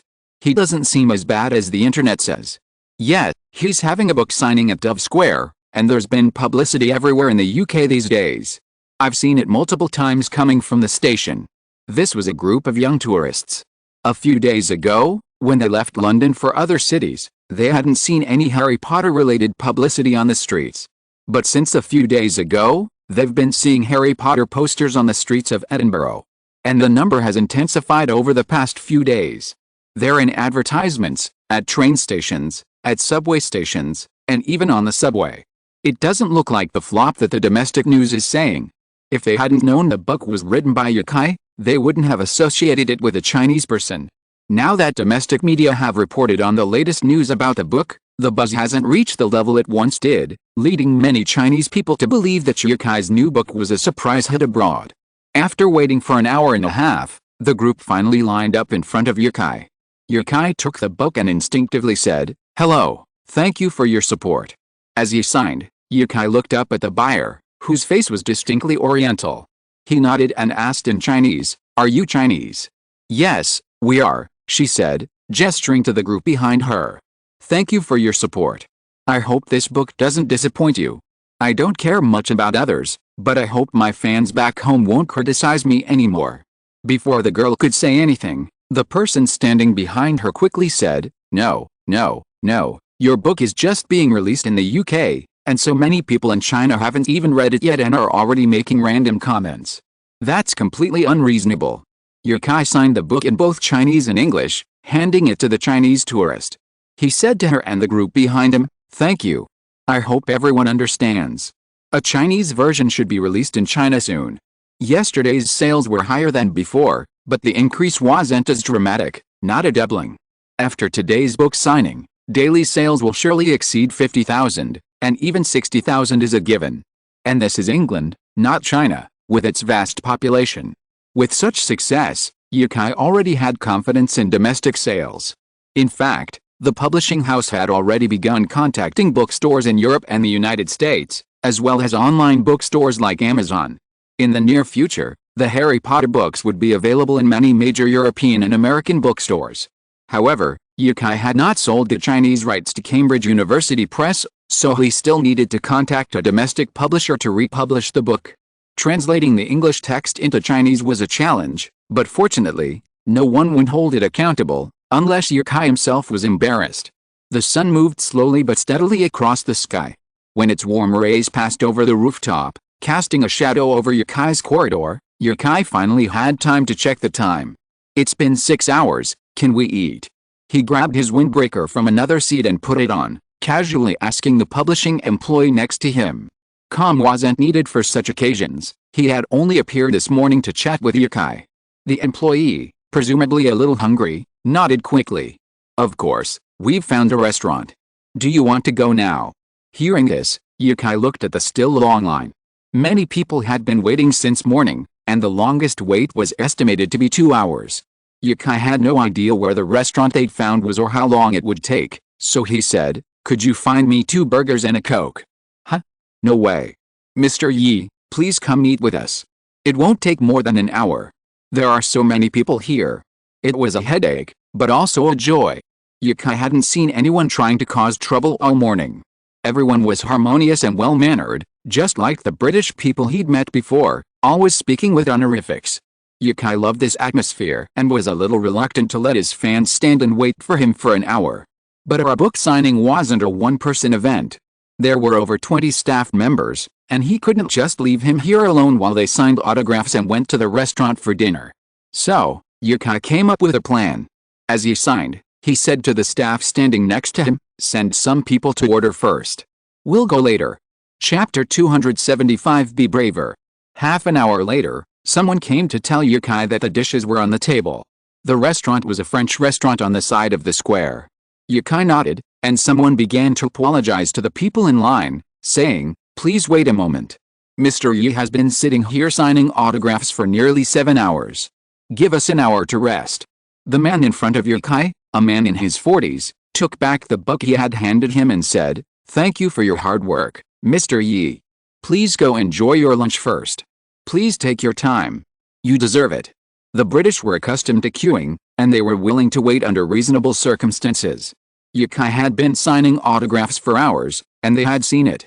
Most of the British who came here were attending book signings for the first time and were familiar with the general procedures. After personally apologizing, Yukai and a few others hurried to the French restaurant on the other side, called Café Rouge at the Strand, for lunch. Yukai ordered the medium-rare filet steak himself, the sauce visibly coating the steak, steaming hot and fragrant. Unable to greet the others, he quickly began to eat. The other employees were doing the same as Yukai, and for a moment, no one was chatting. After lunch, they would be changing shifts, and someone else would be taking over their duties this afternoon. Yukai looked out the window at the people queuing in the distance and said with a hint of relief, "I thought it would be hard to get out, but it turns out I just had to tell them we were having lunch." 4 people sat at a table. The person next to Yukai swallowed a potato and said, "It's always like this. Even the Prime Minister can't interrupt your meal." "Where are you from?" Yukai asked. Only 4 people from the publishing house had come to help Yukai manage the book signing, but they were clearly not from the publishing house, and Yukai had never seen them before. "We're from the bookstore. Our bookstore is right at the intersection where the book signing took place." "Oh." Yukai finished a filet mignon in no time. This was the first time he had eaten a steak in such a hurry. He didn't appreciate the tenderness of the steak, but instead found it a bit unpalatable. A medium-rare steak is best savored slowly, with a sip of red wine from time to time. But being pressed for time, he didn't have much time to think about. Seeing that there was still plenty left after he'd finished his meal, Yukai ordered 2 more snacks, and it wasn't even half an hour. The line outside the window didn't leave, but rather grew larger as time went on. The afternoon continued to be busy, and even with Yukai's help, he found it difficult to endure such a long signing schedule. He occasionally needed to stretch his fingers and wrists, and his conversation became much less frequent.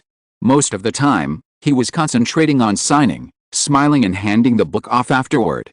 As the lights of Dove Square came on at night, Yukai's signing speed outpaced the number of book fans. As the last fan left with a book, Yukai saw a look of exhaustion on the faces of all the employees. They looked even more exhausted than the morning crowd. Seeing this, Yukai called over the publishing staff. After a brief discussion, they gathered everyone together and said, "Thank you for your hard work. If you're free tonight, let's go to the bar for a drink." The bookstore employees looked at each other, paused for a second, and then cheered. If one were to rank all the world's drinking nations, the British would likely consistently top the list, perhaps even more so than the Russians. In their eyes, alcohol is all-powerful. It brings people together, it flirts, it boosts courage, it invigorates the blood, it can dispel sorrow. But there's a drawback. They generally can't hold their liquor very well. The revelry lasted 3 hours. The staff who had helped out in the morning also came to the bar after their shift at the bookstore, and calm also showed up, joining in the revelry after the successful signing. Yukai thought it would be fine as long as the signing wasn't too shabby, but he really underestimated himself. Aside from eating, he didn't get a break the entire signing. That's just him. Any other writer probably wouldn't sign even half as many books in a day. Yukai couldn't even count how many books he'd signed his name on. These people ranged from Chinese and Japanese, but most were British residents. Yukai's inquiries revealed that many of them had heard of the book from friends. This meant that Harry Potter's reputation remained strong, and the publicity was still achieving the desired results for the publisher.